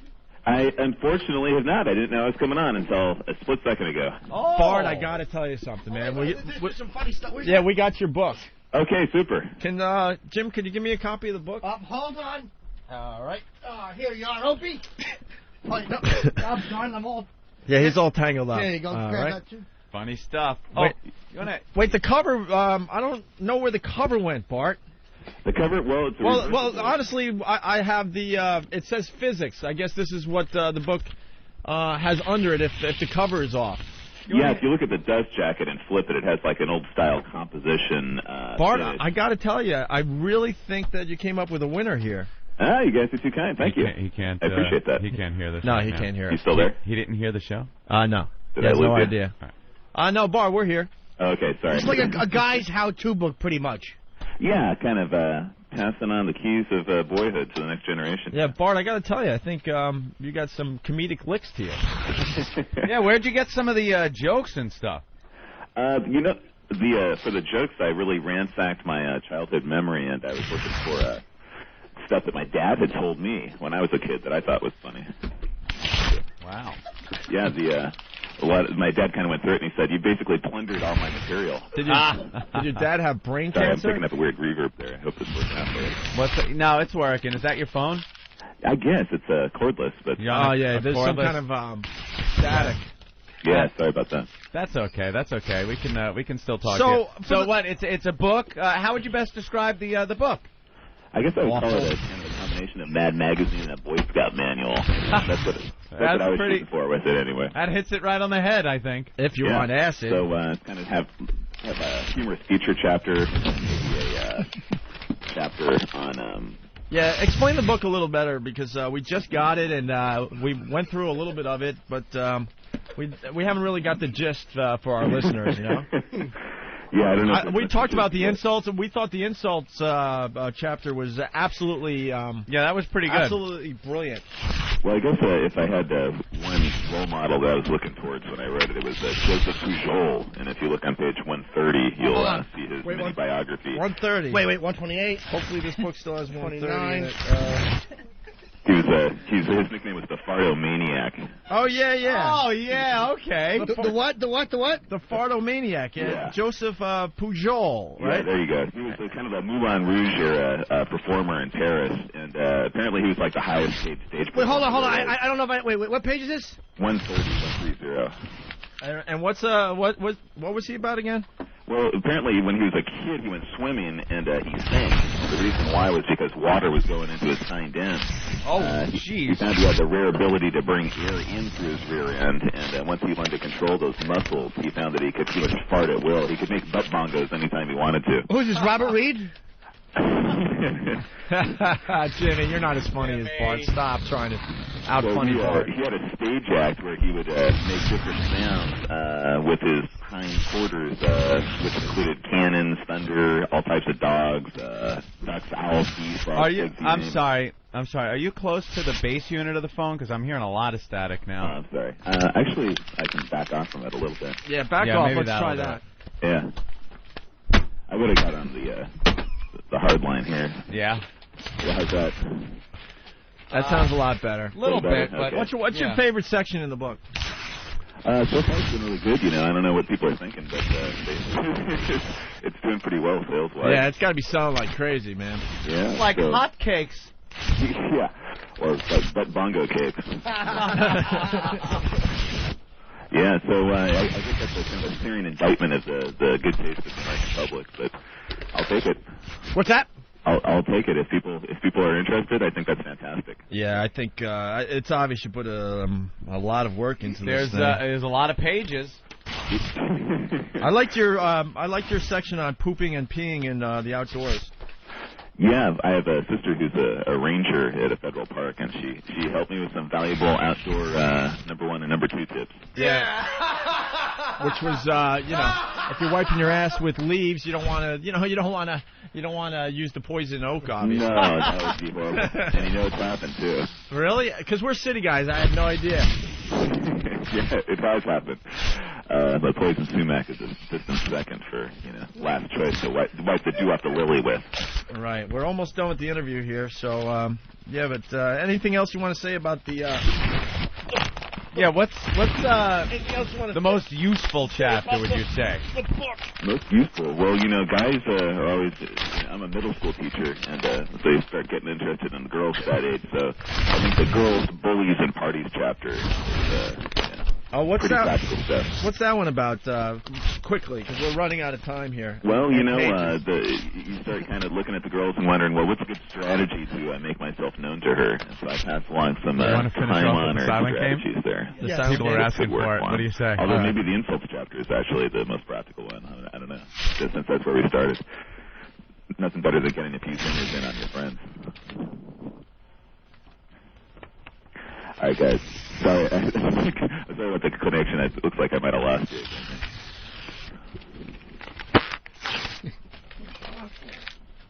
Hello? Yeah, I'm still here. Sorry.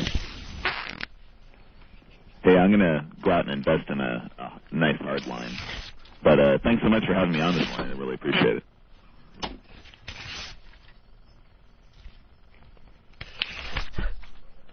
Hello? Yeah, I'm still here. What's wrong with the phone? He's not here anymore. I can hear you. Weird. Hello? Yeah. Ben, there's something wrong with the line 10. I can hear you guys. Yeah. I think he hung up. Bart? Yeah. Yeah, I'm here. I can hear something. Yeah. I can kind of hear a tinny voice far away. I can't believe we got the author of this book on and we lost him. Bart. Yeah. Yeah. Tell you what, I'm going to hang up if anyone can hear me, and if you want to ring back, that'd be super. Why did he hang up, please? I don't know why he hung up. Did he get pissed off? I didn't hang up. Did he get pissed off? I thought the interview was going well. It was going well. Are you going to plug the book? I'll even give the name of the book is Physics. Why wouldn't you want to plug Physics? No. The cover's off that one. All right. Well, that was Bart. Maybe he'll call us back.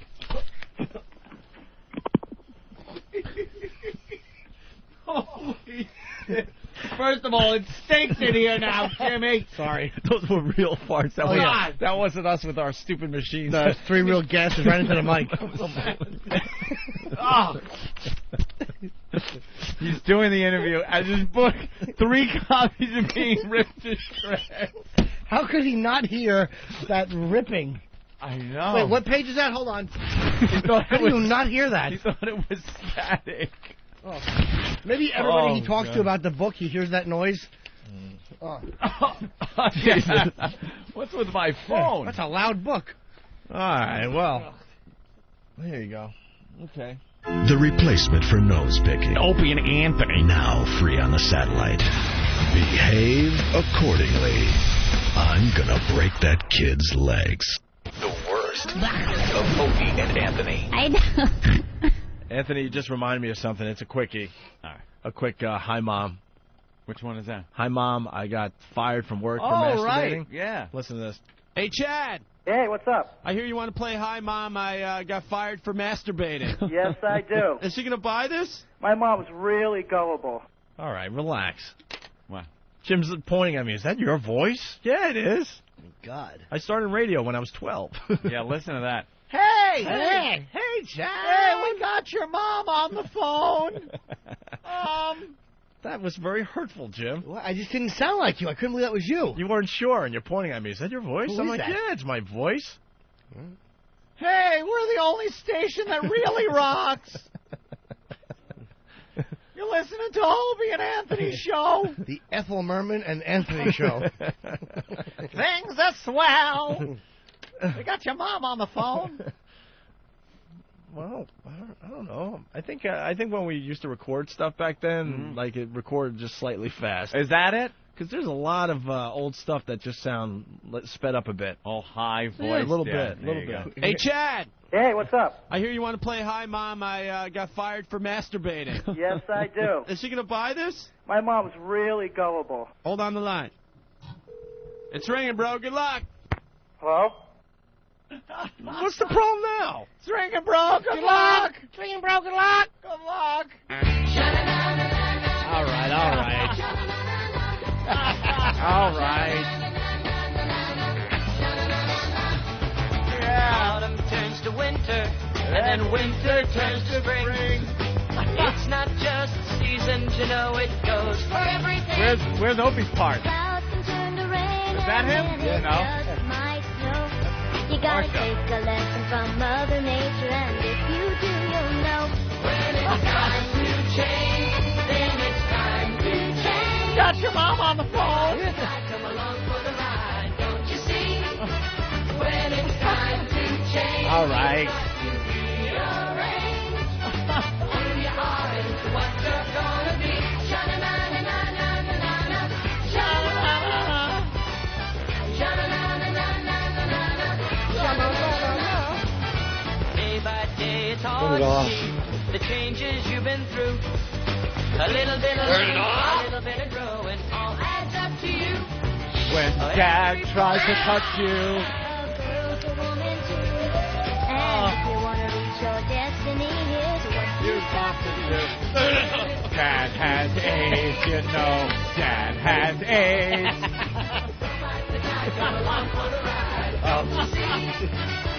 Oh, it's time to change your last name because you're embarrassed. Time to change your melanoma.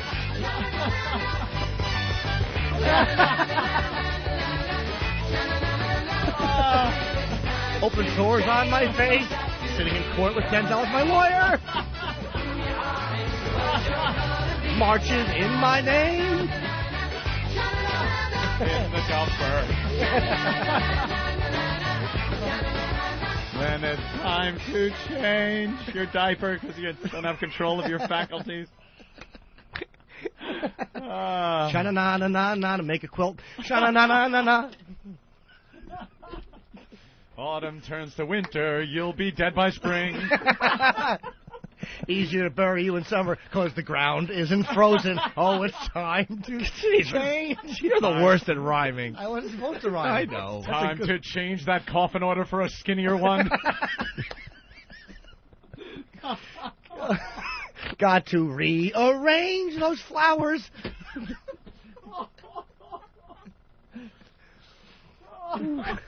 No more tulips, because that's what got him in trouble. It's time to rearrange. That's horrible. Horribly funny. Sha-na-na.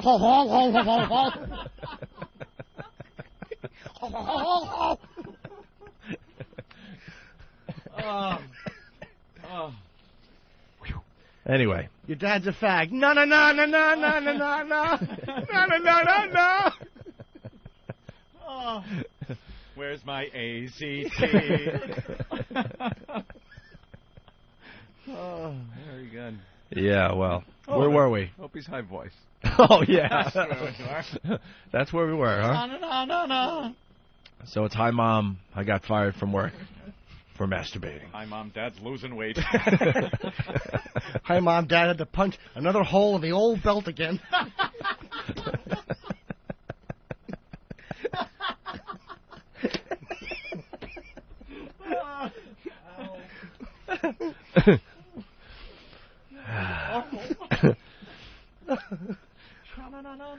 This was supposed to be just a quick little goofy bit. Certainly was. You don't understand. There's nothing on this show that can't turn into a 10-minute Robert Reed's AIDS joke. Nothing. We could segue into Robert Reed's bloodstream from anywhere in the country. Well. Yeah. Time to change when white blood cells are getting the shit kicked out of them. When your body attacks itself. No. Oh, we'll tell friends it's pneumonia instead of having AIDS. It's time to fuck. I had a decent one too. It's time to change. Oh God, we're so ashamed. What the hell is going on? The Opie and Anthony Show. Be quiet, sir. Check this out. Try again, dumbass.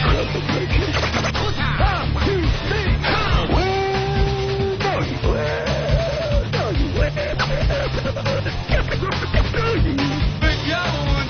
Fine. Yeah, big whoop. No one cares. Go F yourself. Okay, Jenny. Man, this is so tense. Yes.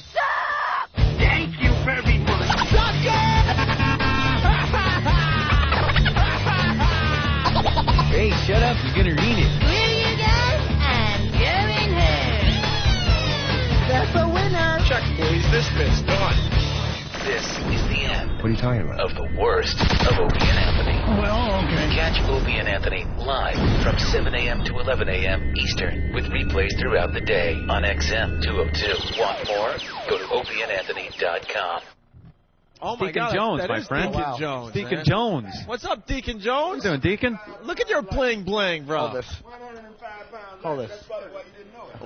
Yeah. Of course I'm going to get... Yeah, Deacon, you have to talk into this. Yeah, give Deacon Jones this microphone. Deacon Jones. Hello, Mr. Jones. How are you? I'm glad to be here. Jim Norton. You guys interested in getting your ratings up, huh? Yeah, can I have a picture Good with you? show. All right. Wait a minute. Hold on, Now, just do a picture. Jimmy's not even waiting any longer to take pictures. Jimmy's You not even... think I want to be Maybe- bad with you? maybe- Stand up. Oh, I am really... Stand up, he tells Jim Norton to stand up. Hurry up, Ben, before he hurts me. Maybe, I'm looking for maybe it's TJ. better He's the that guy who hurt. maybe it's better that Jimmy doesn't have a microphone. He's already.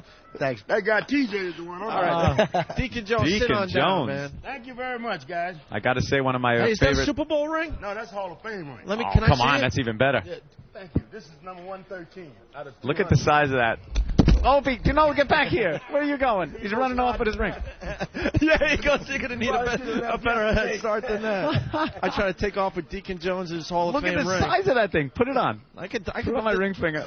I could put this around my penis. I think. Deacon. Jesus. If you were that lucky. And I'm not that small, but That's this would something, fit man. around my damn Can I see it? dick. Well, you know, I lost weight. See, Here, you could. Yeah, there's I a had to little put a custom. filter in it, to Yeah. try to compensate Yeah, for how it, much but I weight lost did you weight. lose, Deacon? 105 pounds. 105. Yeah. Wow. I had to. I did it over a 5-year period. Yeah. Yeah. I had to. I was having some problems physically and Deacon, there you go. There's your beer the from lower Lovely back. Blonde. The lower back. Nice. What do you think of that, Deacon? Thank you, Jesus. Wow. Thank you, Jesus. Look at the girl that just broke All I can Deacon do now over is his look. beer. You know, I can look. Can't do nothing by my eyes. I can always look. You could always look. That's right. Absolutely. Yeah, but back to the weight thing. Who was asking about your weight? I'm 66 years old, and when you're 66 and you survive 14 years in NFL, Yeah. although I didn't get no operations or anything, you still, I was zoomed up to about 320 pounds when I left the game because Wow. Yeah. I didn't do anything.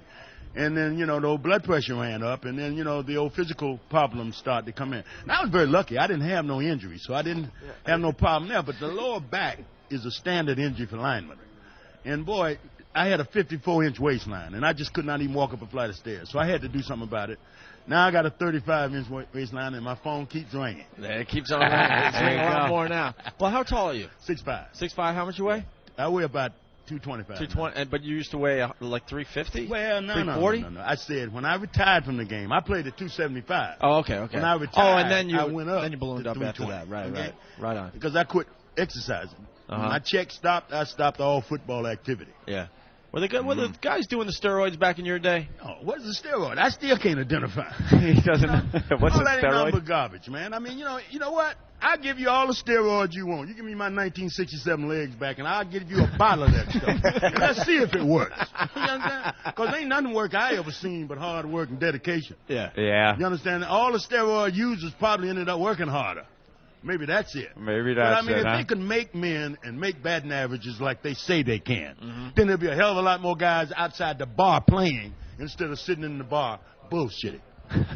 So you don't believe in that steroid thing I at don't all? believe in none of that garbage. I think a man has to be a man. All right. I mean, the press has built up a lot of things about that. Well, you got to. But I mean, the baseball players, they've been doing the It steroids. might make your body look a different way. Right. But if you ain't got eye-hand coordination, you ain't going to hit that curveball, and you ain't going to hit that fastball. That's what Barry Bonds was saying last night. It's a fact. It is a fact, and he was saying it on one of these shows last night. But the fact is, yeah, you need the eye-hand coordination to hit the baseball, but because of the steroids, you're hitting it another, 20, 30 feet probably, right? Well, I mean, that's just like saying if you gave a football player steroids, and I'm sure that some of those guys have been taking them too. I mean, I don't know. And don't quote me on that. No. I don't know. But I'd be sure in all sports there's some problem with some kind of a drug, okay? And they call them enhancement. What is it? Human growth hormones, all that stuff. All that garbage. It might make your body develop or overdevelop. But what does it do for your football game or your baseball game? That's what the question is. You still need the talent, You right? still need the talent, and you still need eye-hand coordination. And it's like if you got a lineman, you can give him all the steroids you want. If he got slow feet, he ain't going to be no lineman. Right, sure. Okay, as simple as that. And I want to know where the cutoff is. I want to know where it makes you hit 75 home runs at and where it doesn't. Why can't you pick up the bat then and take steroids and hit 77 home runs? Yeah, right. I don't understand that. That's what I always try to tell him, and he's always saying that the steroids make him better players. And I'm like, no, because it doesn't help with your actual skill. No, it doesn't. It doesn't do anything for your actual skill. Deacon, That I'm might on. make Told you you work that. harder. Look at my muscles. I'm on the steroids. Put your arm down, man. Put your arm down. That's why somebody see you. Somebody see you. You got his arms up. Hey, look here. My breakfast was bigger than that this morning. And I'm on a diet. God damn! I just gotta sit here and take it because he's a monster. He's nailing you. He's nailing you. So are you playing today? Am I playing today? I don't I'm know. gonna win today. You're gonna win. I didn't come here to play. I could have came here last night and played. You play a lot of poker? All my life, I played Really? some form of poker. You play Hold'em a lot, though? I made a living on certain guys. Really? I didn't get the big money, but I got it from certain quarterbacks playing. See, draw this is poker. he's one of the dangerous guys out got there. it. He's gonna You be got it. dangerous out I there. hope they don't let me deal. No. 'Cause if I deal, I won't never lose. Oh, bottom of the deck, No, I stuff didn't like say that. that. Oh, of I course don't you didn't cheat. say that. Hey, I don't Anthony cheat. said it. I Deacon, don't he cheat. said, not me. You know, the head slap might be illegal in pro football. Yeah. But it ain't illegal in this casino. Have you been in any tournaments before? Any No, poker tournaments? No, this is the my first one. time. I'm kind of retired. I don't make too many appearances. I like poker because I got some friends of mine who a couple of years ago we started playing Texas Hold'em. It's a fun game, and I played Yeah. a couple of golf tournaments. Marcus Allen has a game, at his tournament. Are you a golfer? Oh yeah. I'm an athlete. Oh. That might be a little bit strange to you. Okay, but I'm an athlete. I'm actually very athletic myself. I drink, I smoke, and I go out with girls. Is this guy on the show? Yeah, unfortunately. Yeah. Why y'all got him standing all way over there from you? Is he got some kind of disease? No, you jumped in wow, my you spot. do know him. Well, look at him. I mean, can't you figure it out? He say I stink. His shirt Now, says anybody I put stink. that on their shirt, I kind of question that. The guy say I stink. No wonder y'all got him over there. I was actually standing there, but you moved me over, and I folks- was going to move. I was They gonna- still- but look where they got you here. They got you away from the group. Well, I was standing right there, and you just stepped in, and I moved. I pulled you over here. You kind of threatened me just by looking at me, and I left. Threaten everybody. What was I going to do? Everybody. That's my job. You're a big man. I know it. It ain't the size of the sea that make the ship sink. It's the rocking motion of the ocean. That means you have a small penis. No. What the hell? How did you get that out of that, How'd Opie? you get that out of that? Why would you think of And Deacon Jones evidently with a you penis? ain't heard about the myth. Wait, what happened? No, I've heard about the myth. Well, trust me, I started it. Wait, what did he say then? I thought he was saying that's the. No, man, how you? What? Do you what? Where you Can get he this say guy that from? again so I can try to figure out what he was saying? Is this show authorized? Is it actually on the air? This is it. Are we actually on the air? Or are we just talking? Are we talking locally here? This is actually being fed into a tape recorder. We're just going to play for our friends later. Oh, good. Then we can cut him out. Then we can cut him out. Yeah, you got tricked, man. This isn't being broadcast anywhere.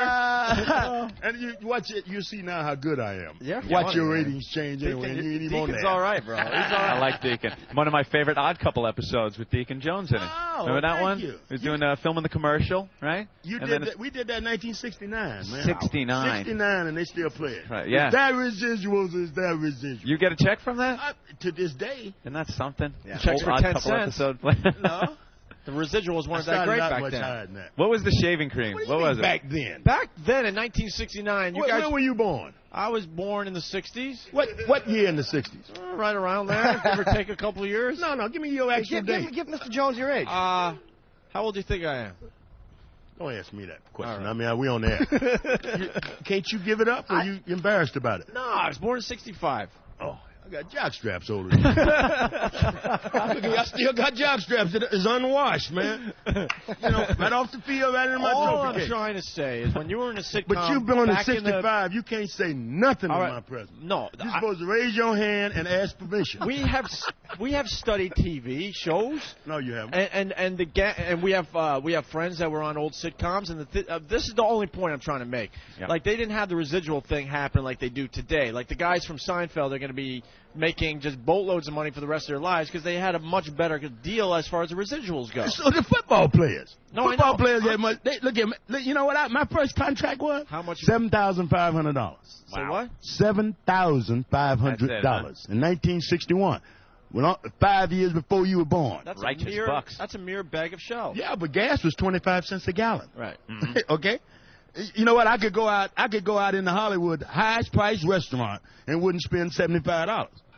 Can you do that now? Yeah, He can does. So you need more money than I did. Yeah, stupid. And plus, Stop and bothering Deacon Jones. furthermore, I'm retired. I said so. I got most of mine. He has a pension coming in. He saved it. Stop fucking with the residual money. I'm sorry about that, Mr. That's Jones. all right. Jimmy, apologize. And he gonna call me on my I don't, he's very 69 disrespectful. residual I don't money. like it. He's calling you old and saying you're broken. I don't like it. Oh, Look at him selling you down the river. Yeah, you on your case, man. Deacon, Yeah, throwing you under a bus, Opie. you can knock him down anytime you No, want. he's working for me now. I see that. I don't like that. I'll get him back though. No problem. So Wow, I hope I'm not at Deacon's table. What table are you starting at? Number 7. number 7. I'm at 14, so I'm playing too. I'm going to. Anthony's playing. I'm leaving the You program. ain't gonna be here very long, so don't leave your seat. I'm not. It's gonna. You'll be back over here in a few minutes. I'm gonna What table phone you it in. I'm at table 14. right across the way, Yeah. right there, Deacon. So at least I don't have to play against Deacon, who I know is a good poker Oh, you player. planning on getting out in the first round? You know won't play something? against me. I don't know. I don't know. You're not sure about yourself. This is my first tournament also, so you know. First tournament. It's one of these things that You got to have some guts, man. Some intestinal fortitude. That's I all got you some need. intestinal something. No, I no, think I wait, caught it from what's Opie. gonna- I can't see what's going to upset me. Yeah. All these people, nothing but people. I'm a master at people. All right. You know. But what you about deal them you? cards and give me some cards, you got a problem. You got a good poker face?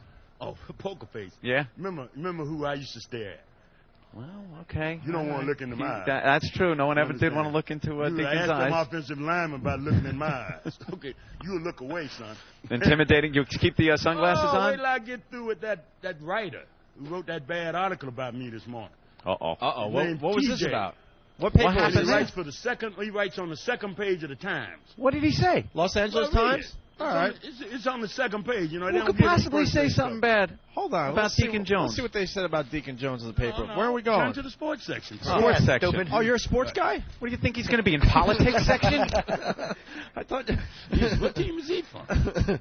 Hope he's looking in world events like they're sending Deacon over to Iraq. Wait, you were over in Fallujah? What happened? I was in Iraq in March. right, you were over there. Yeah. All right. I Let's was over there see. for a week. I'll have no problem reading this. You know, Oh, there's a the whole Iraqis thing put on. their guns down when I walked out. There's a whole thing on. Are you Rosie Greer? No, you're not Rosie. Where are you? What do you want to smack? He's going to smack you in I the know. head. That's why I'm not looking up as I bravely say Somebody that. come and read this for him. All right. What do you want me to say? I don't want you to say nothing. Where- I just- well, where's the I- bad I- part?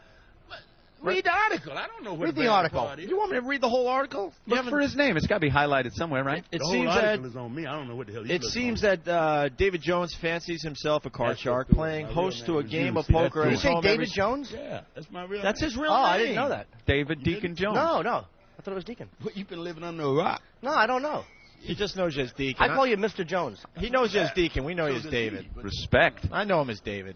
We go way back. It seems that David Jones fancies himself a card shark, playing host to a game of poker at his home every Saturday night. And while it's my civic duty to pass that address on to the local Vice Squad, I find it amusing that David, who prefers to be called Deacon, is about to feel what it's like to be sacked. Uh-oh. That's all he You said know, about anybody who Talking had any smack. experiment with me would never write that in a paper, would they? Has he ever played cards with you? No, this guy, No? he is a young, he covered the Dodgers.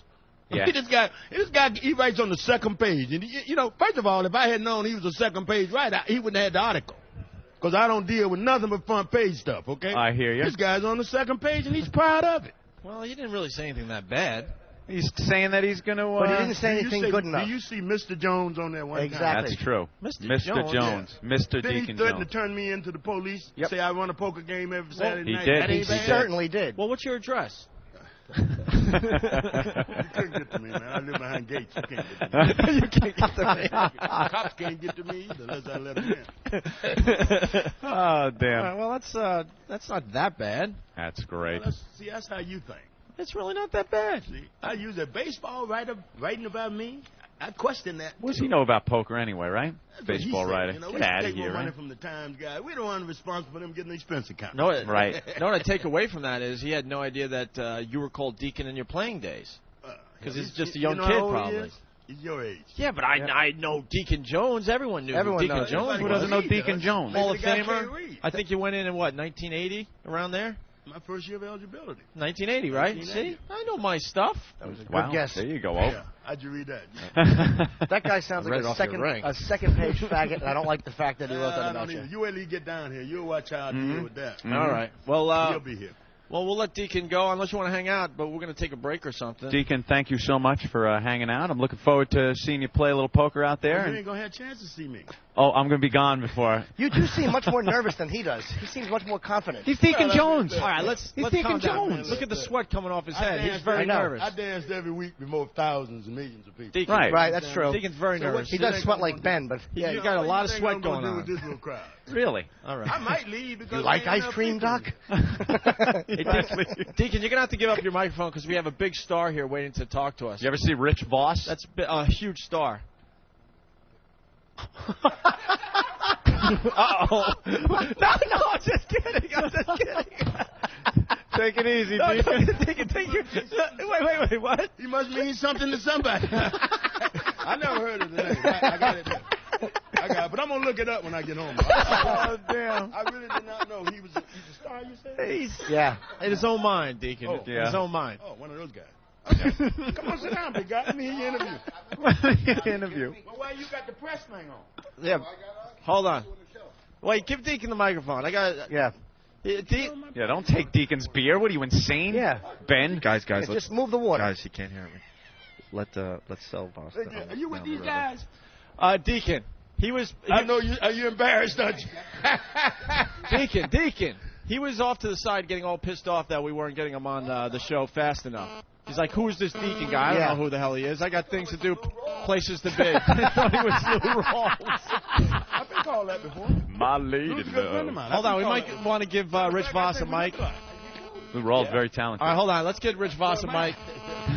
Doing I used to be business partner. What's that buzzing friggin'? You know what that is? It's a phone ringing, sir. Don't. Whose phone is that? Everyone turn off their How long phones. y'all been on the air, man? How long does it seem like? In a row.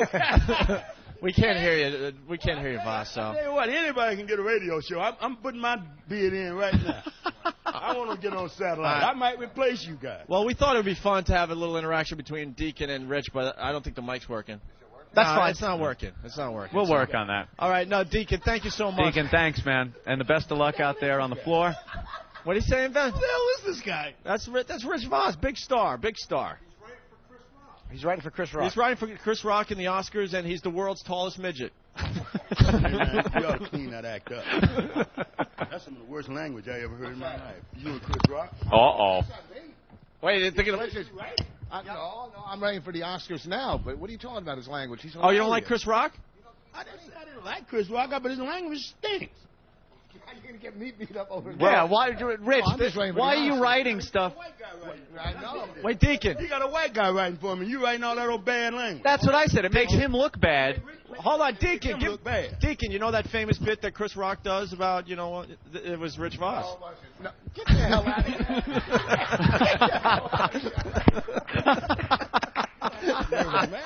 Look at how scared Rich is. He's all red and he's all scared. You know the bit. Deacon, you know the bit. Yeah, he's standing up, believe it or That's not. a great bit. I don't want to take credit for it. Oh, sure. That's all. Look here. You tell Chris to keep on pushing because I like his stuff. There you go. I like his stuff. And that Academy is dull as hell anyway. They need some activity. I think I'm going to put my bid in to host the sucker next year. I think it's bad now. You wait, Blake. All right. Yeah, then it's going to turn into the Source Awards. Deacon Jones. Deacon Jones, everyone. Fantastic, man. Thank you. Who knew? The worst of Opie and Anthony. I know. This is the end. What are you talking about? Of the worst of Opie and Anthony. Well, okay. Catch Opie and Anthony live from 7 a.m. to 11 a.m. Eastern with replays throughout the day on XM 202. Want more? Go to opieandanthony.com.